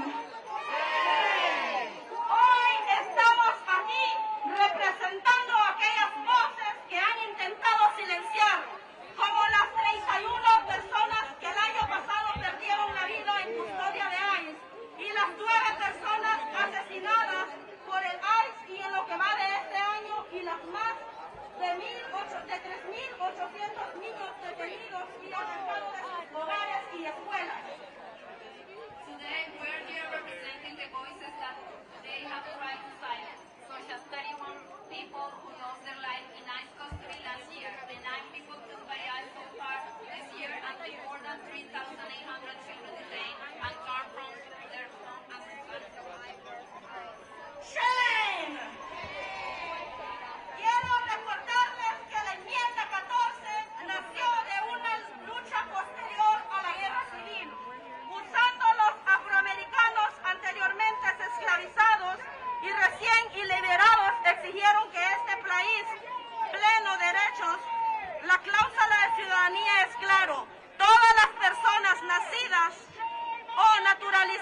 en los Estados Unidos son ciudadanos de los Estados Unidos y no permitiremos que el presidente y las fuerzas antiinmigrantes deshagan más de 150 años de avance en la igualdad de derechos y protecciones, haciendo retroceder el país a una época donde los derechos fundamentales eran privilegios de los ricos y poderosos.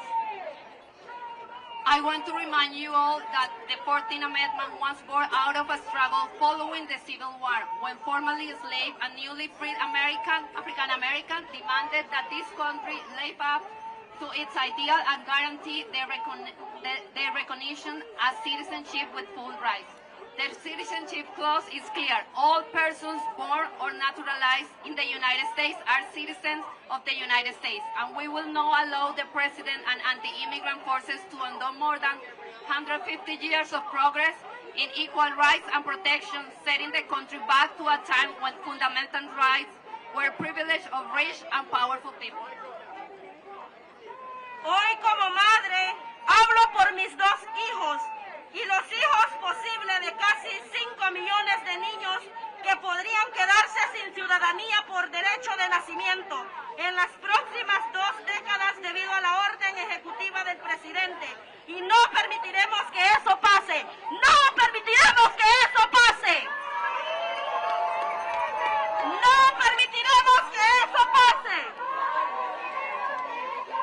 Seguiremos luchando en una unión, la comunidad negra e inmigrante. Tenemos que permanecer unidas, alzando nuestras voces y luchando por nuestros derechos.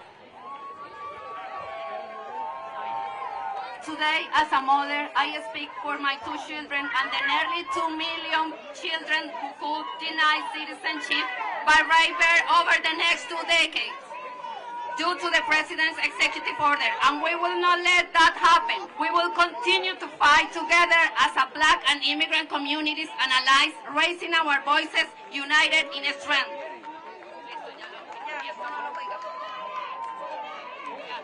Quiero mandar un mensaje a esta administración.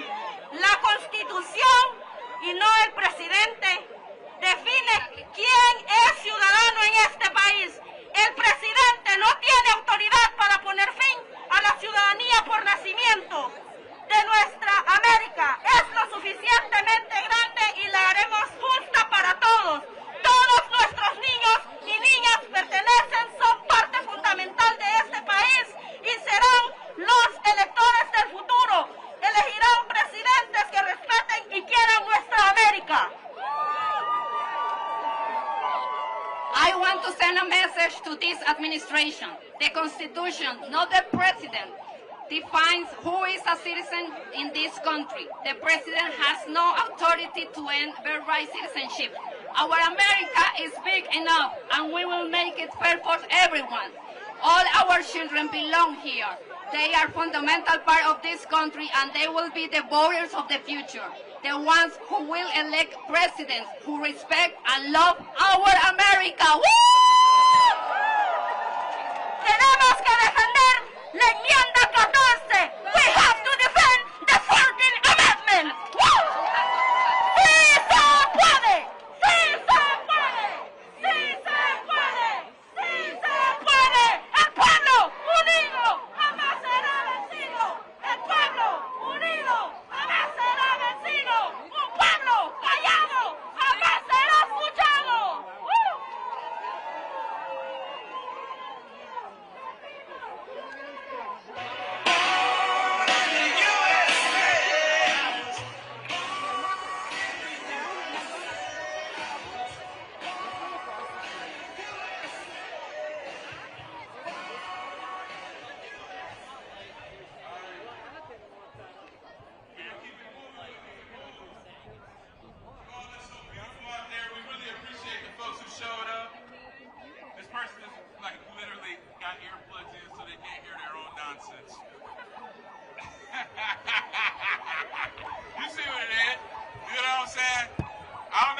check is, but it gotta be big. It's a good thing the people in the back can't hear this up front, but trust me, up front, we dealing with some nonsense. You know what I'm saying? Woo! But check it out. Check it out, check it out. we're going to keep our agenda going. And I want to just be very clear that when we're talking about birthright citizenship, I got to say this again. They're trying to undermine the 14th Amendment. They're starting with this birthright citizenship thing, but they are trying to undermine the 14th Amendment of the Constitution. Because the 14th Amendment says some very important things. If you look at what happens after Section 1, which has the Birthright Citizenship Amendment in it, Section 2 says that if you prevent people who could vote from voting in your state, then the Congress, you only get the number of representatives of the people you allow to vote in your state. Which means states that prevent people from voting who could vote should have less number of representatives in the Congress right now. The third thing it says, because remember this come at the end of the Civil War, the third thing that it says that if you aided or abetted an enemy against the state, someone who was an insurgent, someone who might have took over the Capitol on J6, if you provided safety to those people, if you provided coverage to those people, you are not allowed to hold a public elected office in this country. What that sound like? There's a very real interest for somebody that want to take away the 14th Amendment from us. There's a very real interest for people who would be extorting and robbing the state, stealing the coffers, getting rid of our public schools, trying to take our health care, and literally snatching food out of people's mouth by killing SNAP. It makes sense for folks who are stealing from us to want to take our ability away from us to participate in the democracy. But we ain't going to let them, are we? We ain't going to let them. I mean, the people under the tree over there in the shade, we ain't going to let them, right? Yeah, the people over there, we ain't going to let them, right? All right, we're going to keep our rally going. So what we want to do, we're going to introduce Chef Jose Andres, who is a person who will stand up. Oh, yeah, y'all know that. But they like, yeah, did he bring some toppers? Listen, this brother is a chef, a business owner, a humanitarian, an educator, a champion of immigrant rights and immigration reform. He's a proud husband, a father, and a naturalized U.S. citizen. President Obama said that he's an outstanding American by choice in 2014. He won that award. He got named that. He speaks today as someone who lived the promise of this country, who believes in the promise of this country. Hey, I just want to debate this first. This is so funny. I know y'all can't hear it back there, but this lady said that I'm an enemy of black people because I said something about Obama. This is the kind of nonsense. This is the kind of nonsense. You understand? We got to make sure we telling the truth out here. The truth is that 150 years ago, people fought for the 14th Amendment. All kinds of people, black, white people, people who believed in humanity. This is a human rights issue. Everybody in this country get due process and equal protection, and anybody trying to take that is an enemy of the state, is an enemy of human beings, and they're on the wrong side of history. But what we're going to do is celebrate the people who are on the right side of history. We want to bring Chef Jose Andres up here. Yeah, let him talk about how immigration and human rights are connected, how we got to feed people. Yes, sir, come on up here.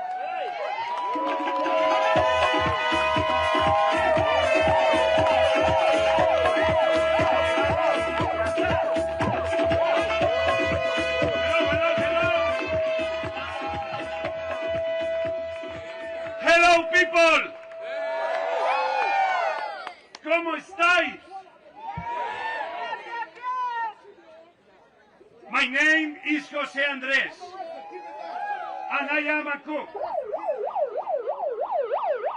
I arrived in America with very little, and I came on a boat, like millions and millions did before me for the last 2-3 centuries. I had a dream, like so many in this country. Few dollars in my pocket and the belief that in this country anything was possible. I came searching for success, but America gave me a more powerful thing. America gave me the opportunity to belong, a chance to belong. That's why you are here today. I came to Washington 33 years ago, and I would walk from my restaurant almost every week to the National Archives somewhere, as you know, is not far from here. And right there, I will sit in front of the documents written by our founding fathers. And I was marveled at three very amazing words. We the people! We the people! We the people! We the people! These three words dare to imagine a nation. But it really was the 14th Amendment that dared to make that dream real. Because before that 14th Amendment, those words were only a promise halfway kept. The table was set, but the table didn't have seats for everyone. The 14th Amendment became the bridge between we the people as poetry and we the people as reality. Not some people, not people that look in a certain way or come from a certain place. All the people, we the people. In case somebody is unclear and you want to hear, Birthright Citizenship is not a loophole. It is a promise that if you are born here, you belong here. A promise that if you love America, America will always love you back.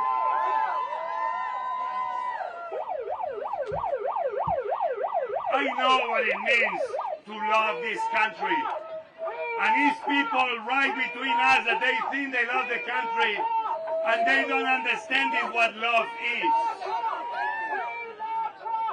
Because I know what it is to choose this country.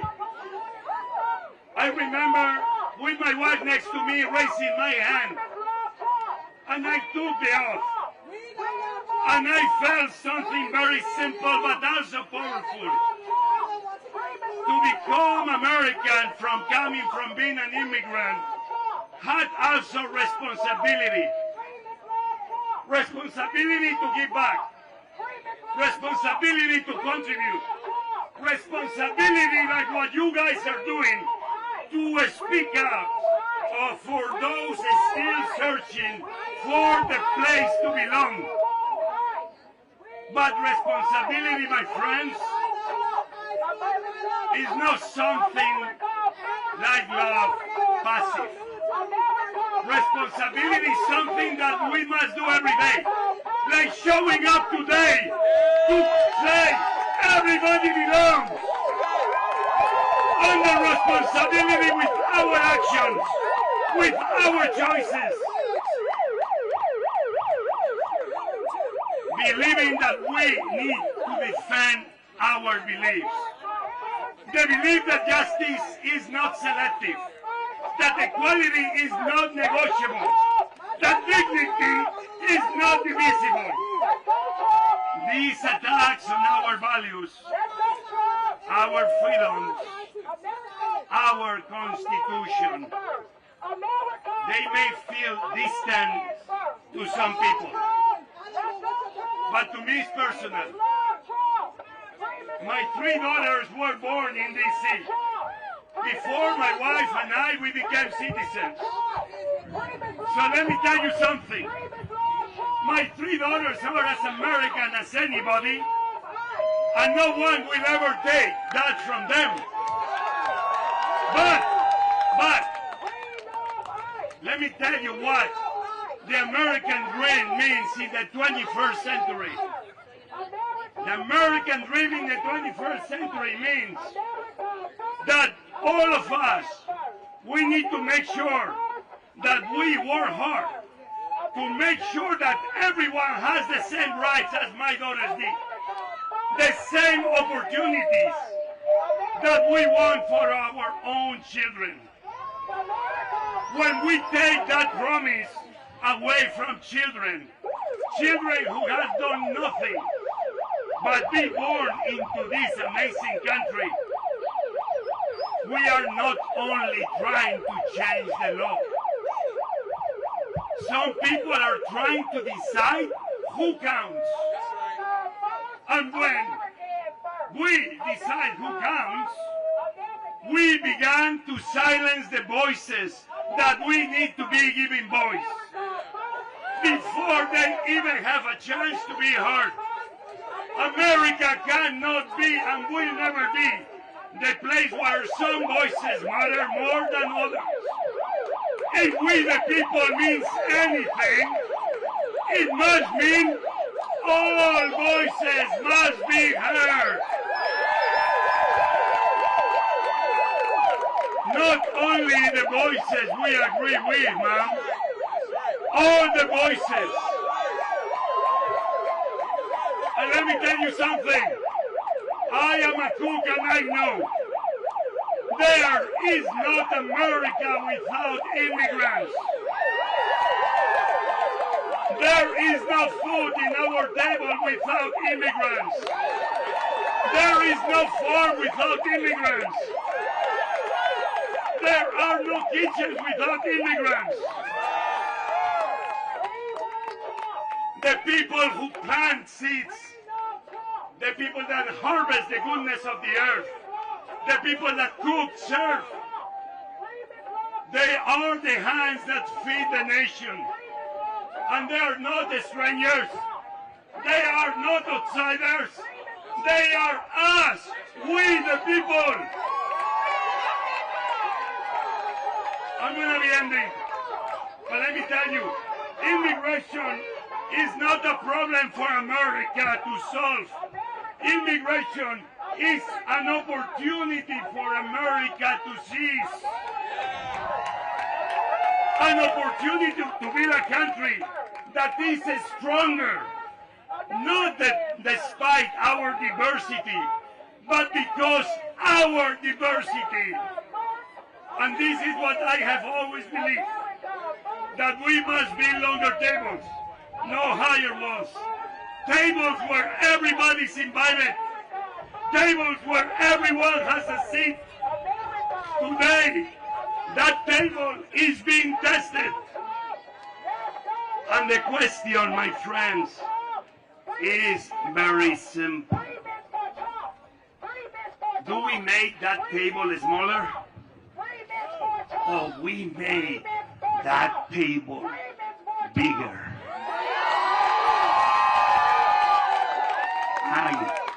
I know my answer. And sometimes to get to the answer, you don't need to scream louder. Because if you scream with hate, that voice will get nowhere. If you speak low and with love, everybody will join us. I've seen the power of building bridges, of whispering with hope, with whispering with love, what we know is true about America. We are in this moment that we need to see the people know where they come from, but for what everyone in America can contribute to make America a better place. When we do that, people, we don't become weaker. We become the best version of ourselves. This is a fight to make sure we put the demons of hate away and we bring the best angels that we all have within us. We all have that courage inside to make it happen. So my friends, today is not about defending a constitutional right. Today is so much more. Today is about defending the pure idea of what America is and will be.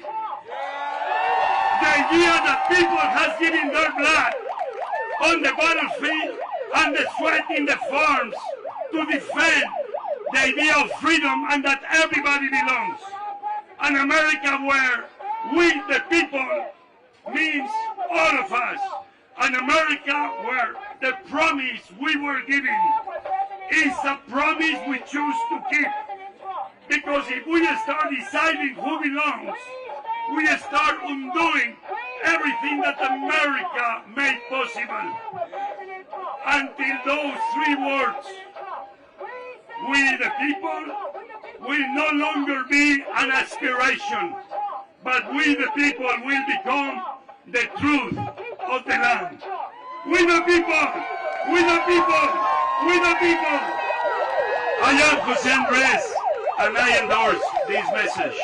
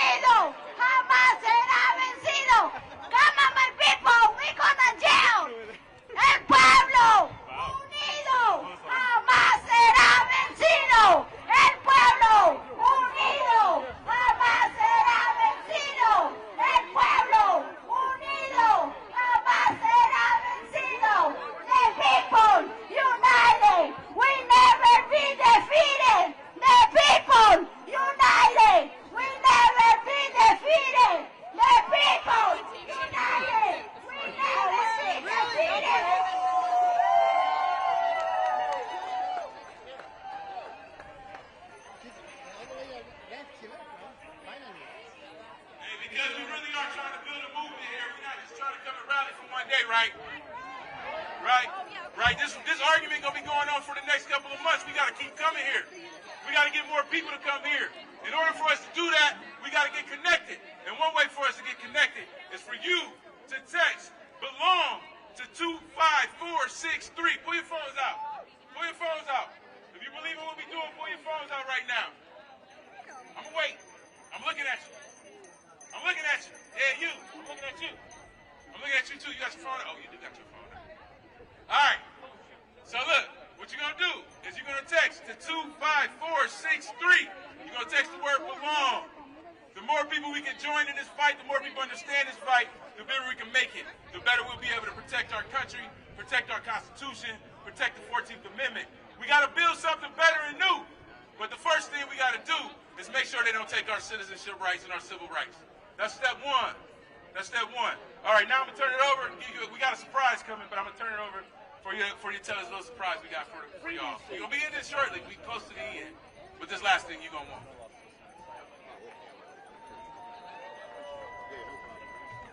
How's everyone doing?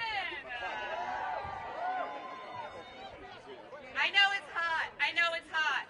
My name is Anu, and I'm with the American Civil Liberties Union.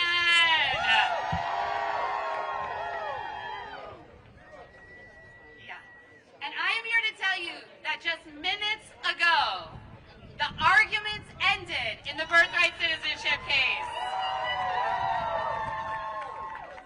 And as we wait for our lawyers to come out to cheer them on and have them address the crowd, I just want to say that in this fight to defend birthright citizenship, hundreds of thousands of people have supported us all along the way. The ACLU asked folks from across the country to sign their names if they wanted to join us. And last night, we were able to project those hundreds of thousands of names who support birthright citizenship. But I wanted to share with you, this is what that looks like. 250,000 people are with us today.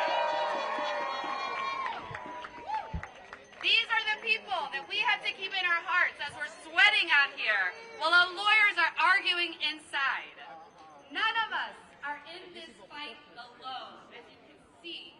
The wind is at our backs, and we will fight for the dream of the American promise to be fulfilled. I am so deeply proud that my colleague, the ACLU legal director, Cecilia Wong, was inside and just finished arguing this case. So we have a little surprise for you. While we wait for them to come out, we are going to play her opening argument. So you can hear it straight from her mouth, why we need to protect the 14th Amendment. Oh, wait, well, I Mr. Chief Justice, and may it please the court, ask any American what our citizenship rule is, and they'll tell you. Everyone born here is a citizen alike. That rule was enshrined in the 14th Amendment to put it out of the reach of any government official to destroy. When the government tried to strip Mr. Wong Kim Ark's citizenship on largely the same grounds they raised today, this court said no. 30 years after ratification, this court held that the 14th Amendment embodies the English common law rule. Virtually everyone born on U.S. soil is subject to its jurisdiction and is a citizen. It excludes only those cloaked with a fiction of extraterritoriality because they are subject to another sovereign's jurisdiction, even when they're in the United States. A closed set of exceptions to an otherwise universal rule.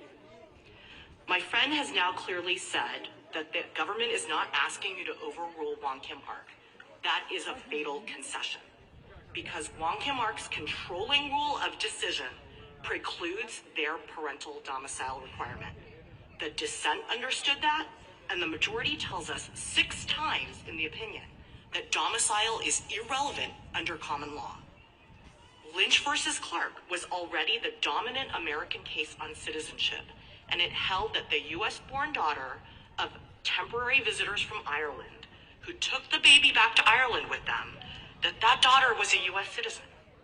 Authorities, including Lincoln's Attorney General and Kent's commentaries, embraced Lynch, and Kent specifically talked about temporary sojourners' children being U.S. citizens.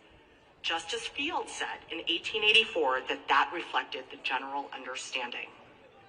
That understanding was confirmed by Congress with its 1940 Act.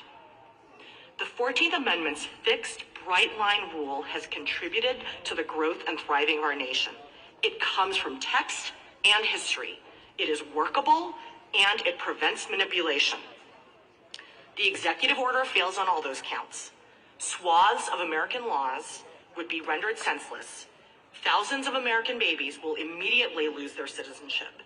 And if you credit the government's theory, the citizenship of millions of Americans, past, present, and future, could be called into question.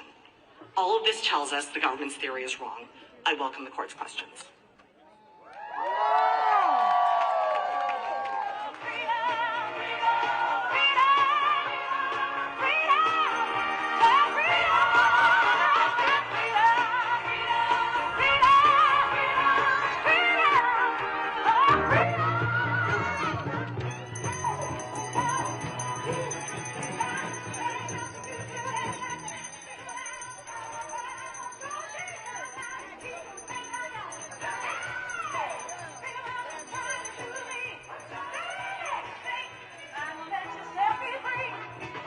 Walking around every day playing games and taking scores, trying to make other people lose their mind. Well, be careful when you don't lose yours. Yeah, think about what you're trying to do to me. Yeah. But you're not gonna let it set me free.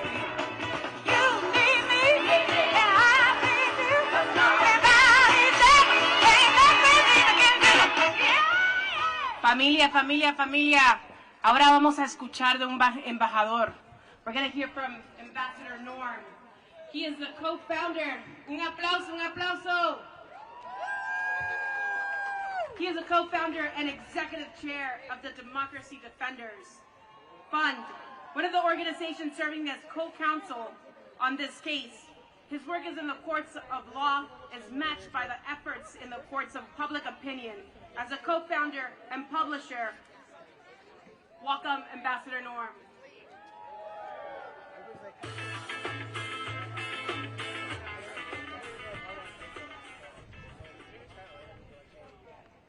I'm Norm Eisen. I'm the executive chair of the Democracy Defenders Fund, and I'm so proud to be here as myself the child of immigrants, and my father came to this country as an undocumented migrant.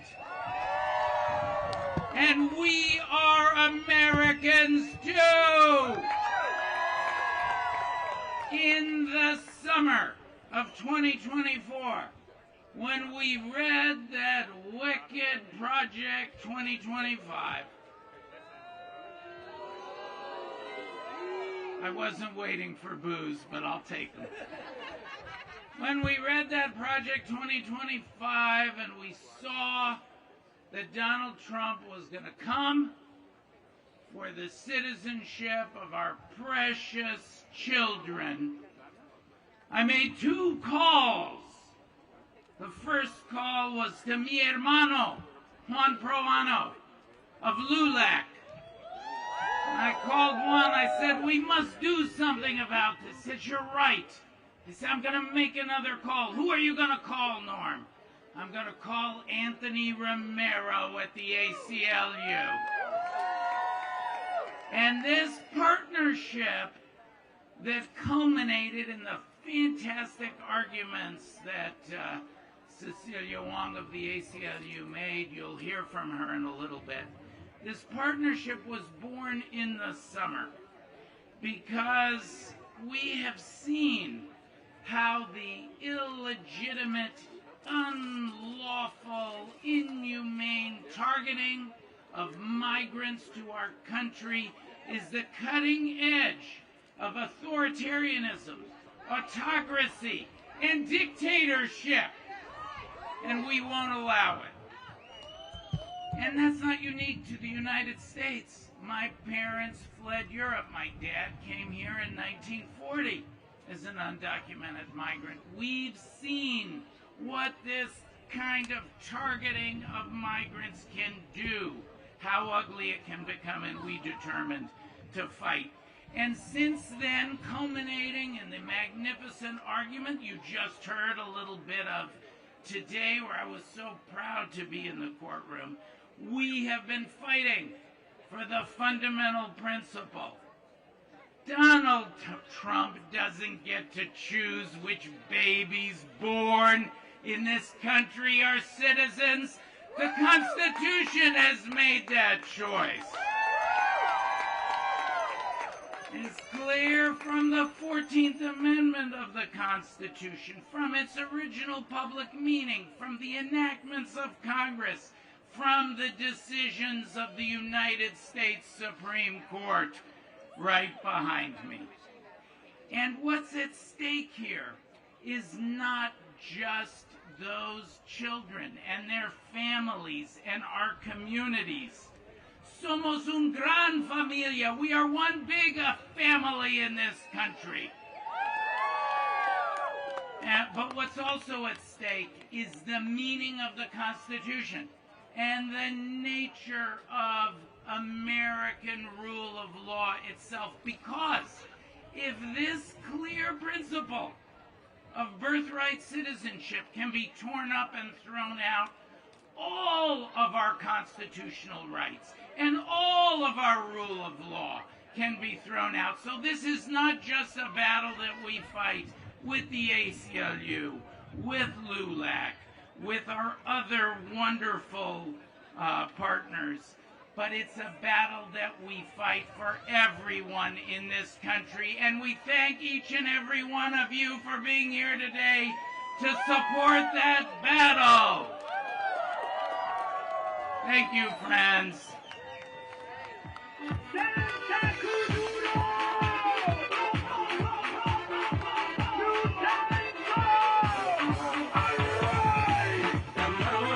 Familia, vamos a poner la mano arriba. La mano arriba. ¿Se puede? ¿Se puede? ¿Se puede? Vamos a presentar la ejecutiva directora Arti Kohli. We are going to now bring to the stage Arti Kohli, is Executive Director of the Asian Law Caucus, proud co-counsel in today's case before the Supreme Court. Let's give it a huge round of applause. Se puede! Se puede!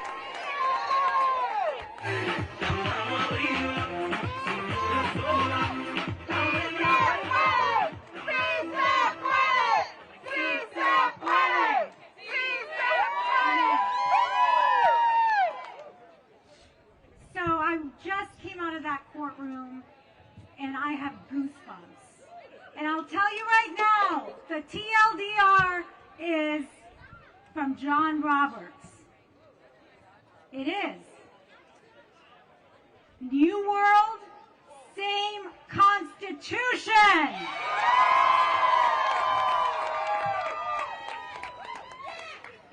So you heard my brilliant sister, Cecilia Wong of the ACLU, make the case that the birthright citizenship cannot be erased by executive order.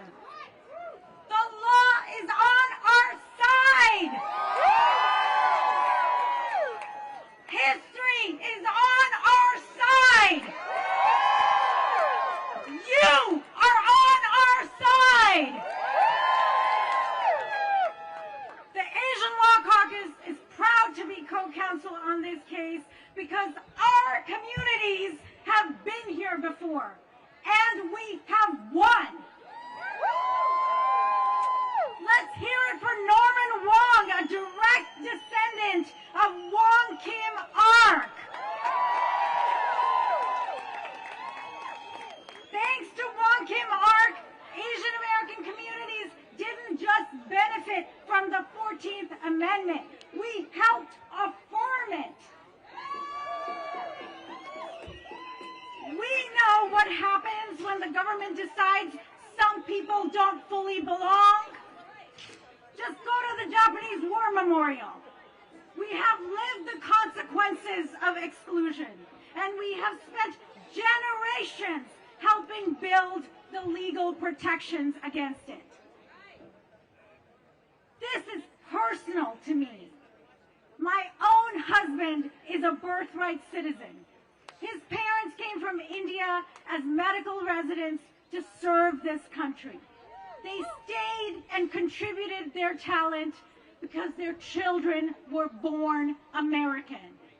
That is the promise this executive order would break. We are all worried about groceries, gas, and health care, and this administration has the audacity to question whether babies born on American soil are citizens.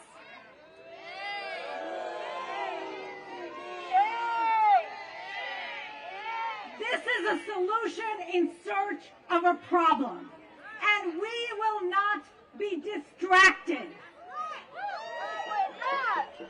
And speaking of distractions, let me be clear.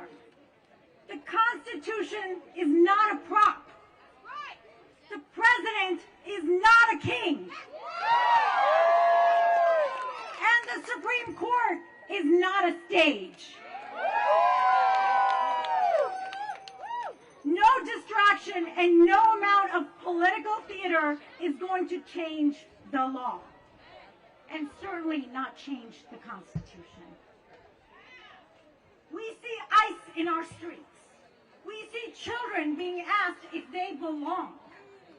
Black families, Latino families, Asian families.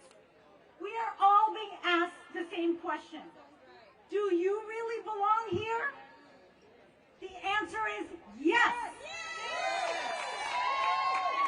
And if you're born in America, you're an American. And we are not going back. Now let's make sure everyone in D.C. hears us.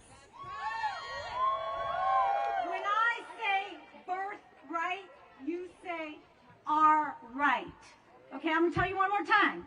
When I say birthright, you say our right. Let's do it. Birthright. Our right. Birthright. Our right. Birthright. Our right.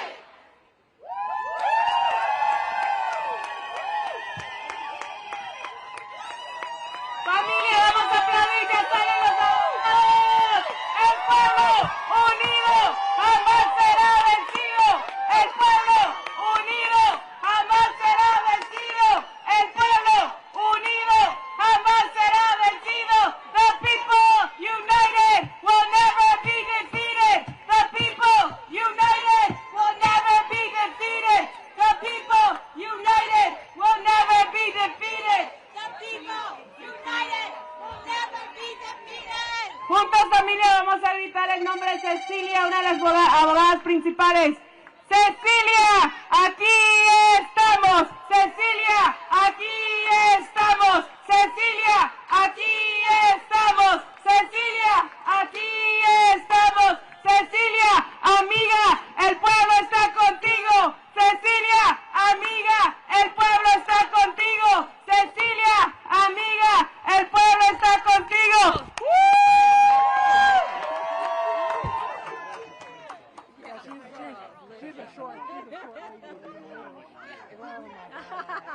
Stand up, fight back! Stand up, fight back!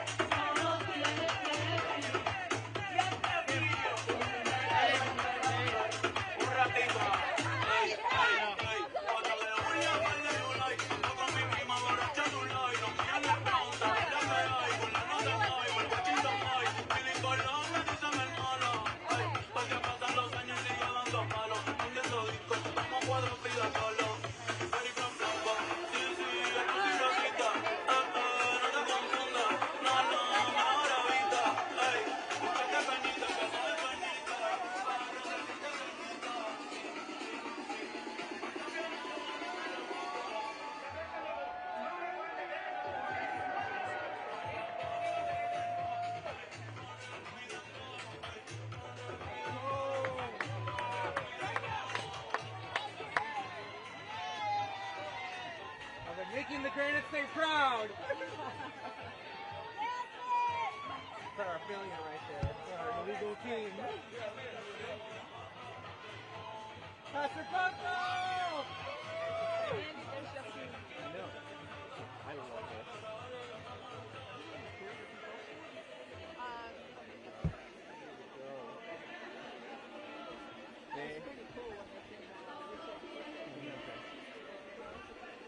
The lady right there.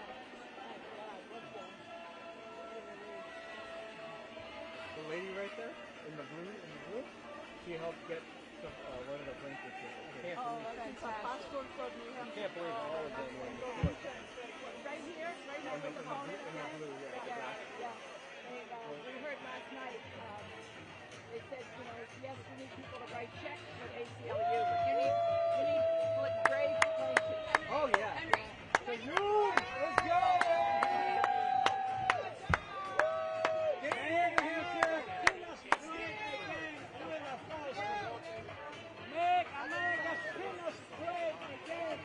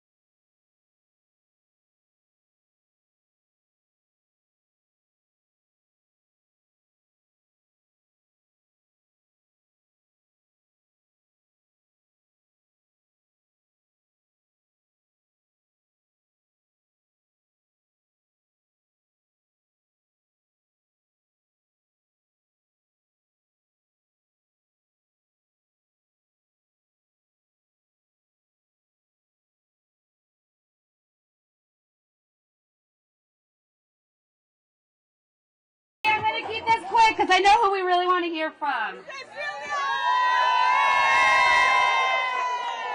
I am so deeply proud and honored to introduce someone who just walked out of that building behind us, having defended that foundational American promise in front of the 9 justices of the U.S. Supreme Court, a woman who just represented us all in the fight to defend birthright citizenship.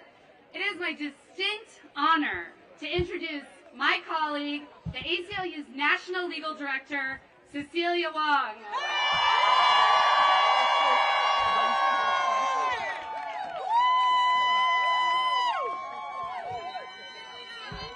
Thank you, everyone.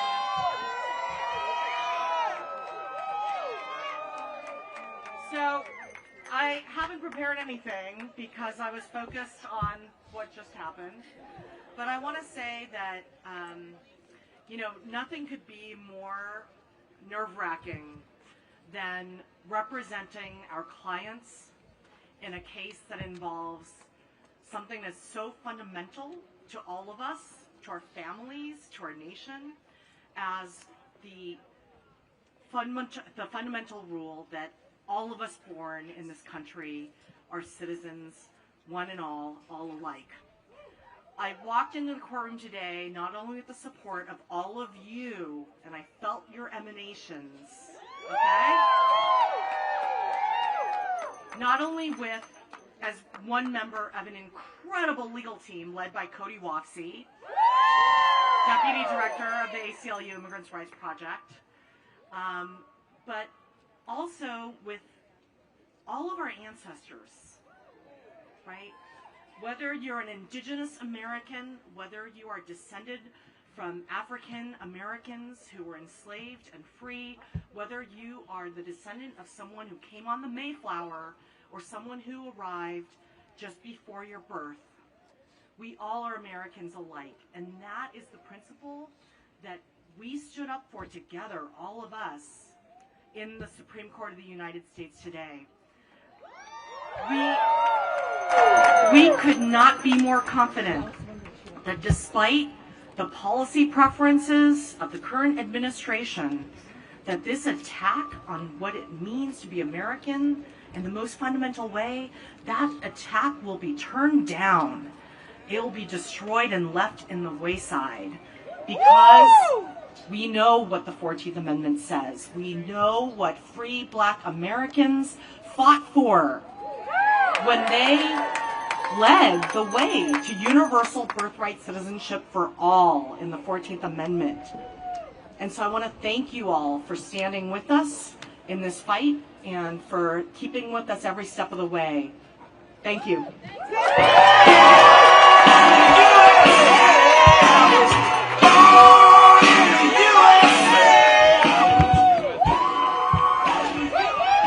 My favorite song. Hello. Good afternoon. I'm Anthony Romero. I'm the National Executive Director of the ACLU. And let's give another amazing round of applause to Cecilia Wong, the National Legal Director. Now, for those of you who were not in the courtroom, you have to listen to the audio. She was brilliant. I'm not one to give predictions when I walk out of this courthouse, but I will predict today that we will win this case definitively, possibly with a 7-2 vote, and I'm still hoping that those other two might join the majority in ruling that the Trump executive order on birthright citizenship is unconstitutional. Now, the 14th Amendment was written once and for all to settle who belongs in this country. It is sacred ground for those of us in the civil rights community. Birthright citizenship is how we started atoning for America's original sin of chattel slavery. Birthright citizenship is how we made citizens out of the children of enslaved people. And birthright citizenship is how a nation of immigrants made sure that we would all be equal under the law. Out of many, one. That was the promise of our founders. But if President Trump has his way, When you're born in the USA, you will not be an American citizen. If President Trump has his way, he will create second-class citizens. If President Trump has a way, we will have a country where anyone who is born here of immigrant parents will be relegated to a lower status and denied basic rights because of their citizenship of their parents. Now, President Trump, as it turns out, was sitting 6 feet away from me in the courtroom. And I was watching him as I was listening to the argument, and I dare say that he had a very good lesson in American constitutional law and civil liberties and civil rights. And I could see the way his shoulders slumped when National Legal Director Cecilia Wong stood up and started making arguments that he knew he had a losing case. He turned up today because he wanted to try to put his thumb on the scale. He wanted to try to intimidate some of the justices, 3 of whom he appointed to rule in his favor. I dare say that did not work. Birthright citizenship goes to the heart of who we are. It is literally what and who we're made of. It is, put simply, what makes America great. When President Trump signed his very first order on the very first day of office, the ACLU filed suit 2 hours later. We filed with our partner organizations at the NAACP Legal Defense Fund, Democracy Defenders, Asian Law Caucus, and other groups, and we all stood in the breach because we knew that President Trump had gone too far. Because this fight is bigger than any Supreme Court ruling or any case, we are here to make the record. We are here to make sure that the story is told, that America's immigrants are what make this country strong. We are fighting for the heart and soul of this country. The fight to protect birthright citizenship is about our neighbors, our families, our kids. It's not about the past. It's about the future. It's how we keep our promise to every child, whatever their skin color or wherever their parents are born. And the ACLU has been fighting for this for 106 years. And we will never back down. We will never go away. We will only accept what is just and what is right. And we will take what is owed to us, like water on stone, until this country fulfills its promises of liberty and justice for all. Thank you very, very much.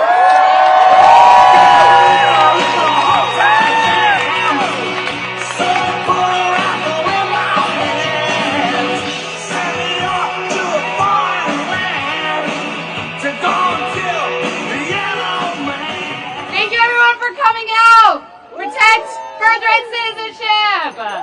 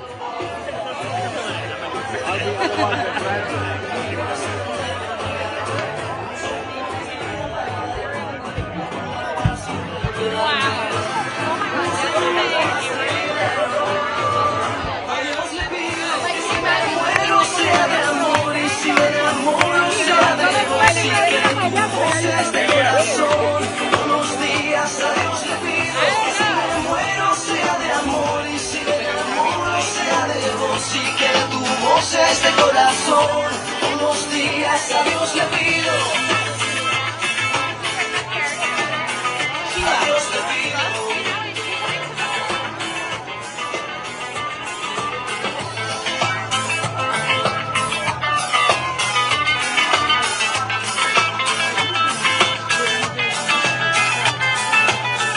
Que mis ojos se despierten con la luz de tu mirada. Yo a Dios le pido que mi madre no se muera y que mi padre me recuerde. A Dios le pido que te quedes a mi lado y que más nunca te me vaya mi vida. A Dios le pido que mi alma no descanse cuando de amarte se trate mi cielo. A Dios le pido un segundo más de vida para darte y mi corazón entero entregarte. Un segundo más de vida para darte y a tu lado para siempre yo quedarme. Un segundo más de vida yo a Dios le pido que si me muero sea de amor y si me enamoro sea de vos y que tu voz sea este corazón. Unos días a Dios le pido que si me muero sea de amor y si me enamoro sea de vos y que tu voz sea este corazón. Unos días a Dios le pido que si me muero sea de amor y si me enamoro sea de vos y que tu voz sea este corazón. Unos días a Dios le pido que si me muero sea de Okay, we're all coming. The nerve of somebody who is here to immigration wants to take away immigration. The nerve. Alrighty. Where's everyone else? Okay, we'll do 2 rows. 2 rows.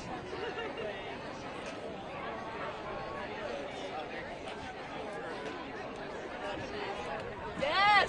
Yes! Yeah. We want the frog! I'm an honorary LULAC member. The front brings the fruit.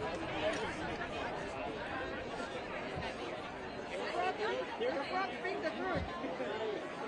Oh wait, we got 2 more coming. Wait, hold on. Come on. Wait, ready?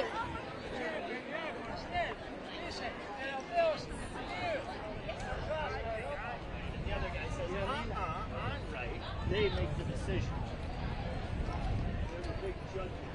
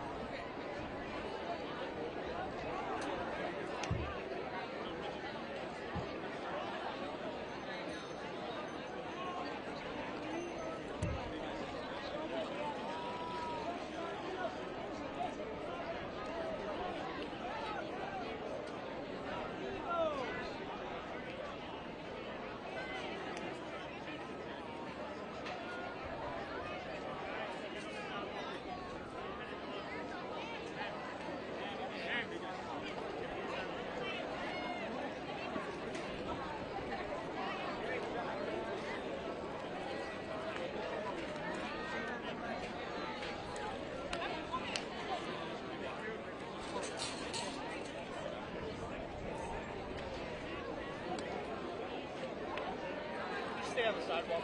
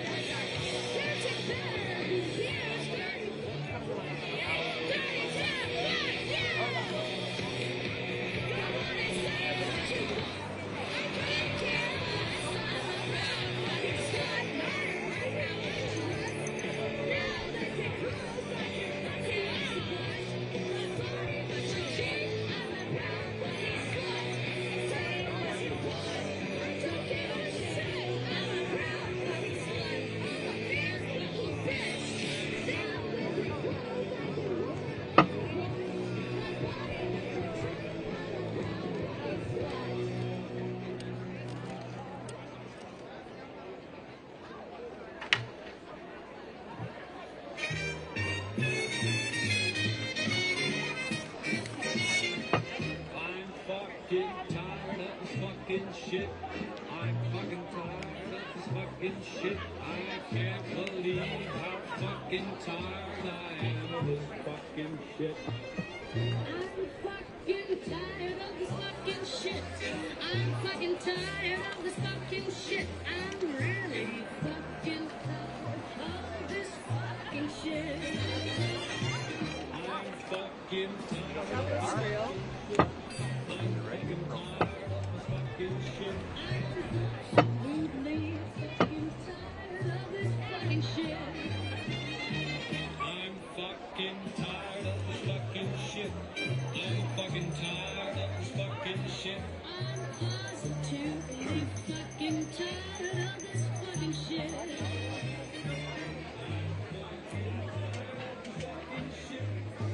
fucking tired of this fucking shit. I'm undoubtedly fucking tired of this fucking shit.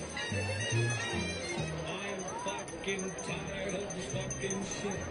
I'm fucking tired of this fucking shit. I'm undoubtedly fucking tired of this fucking shit.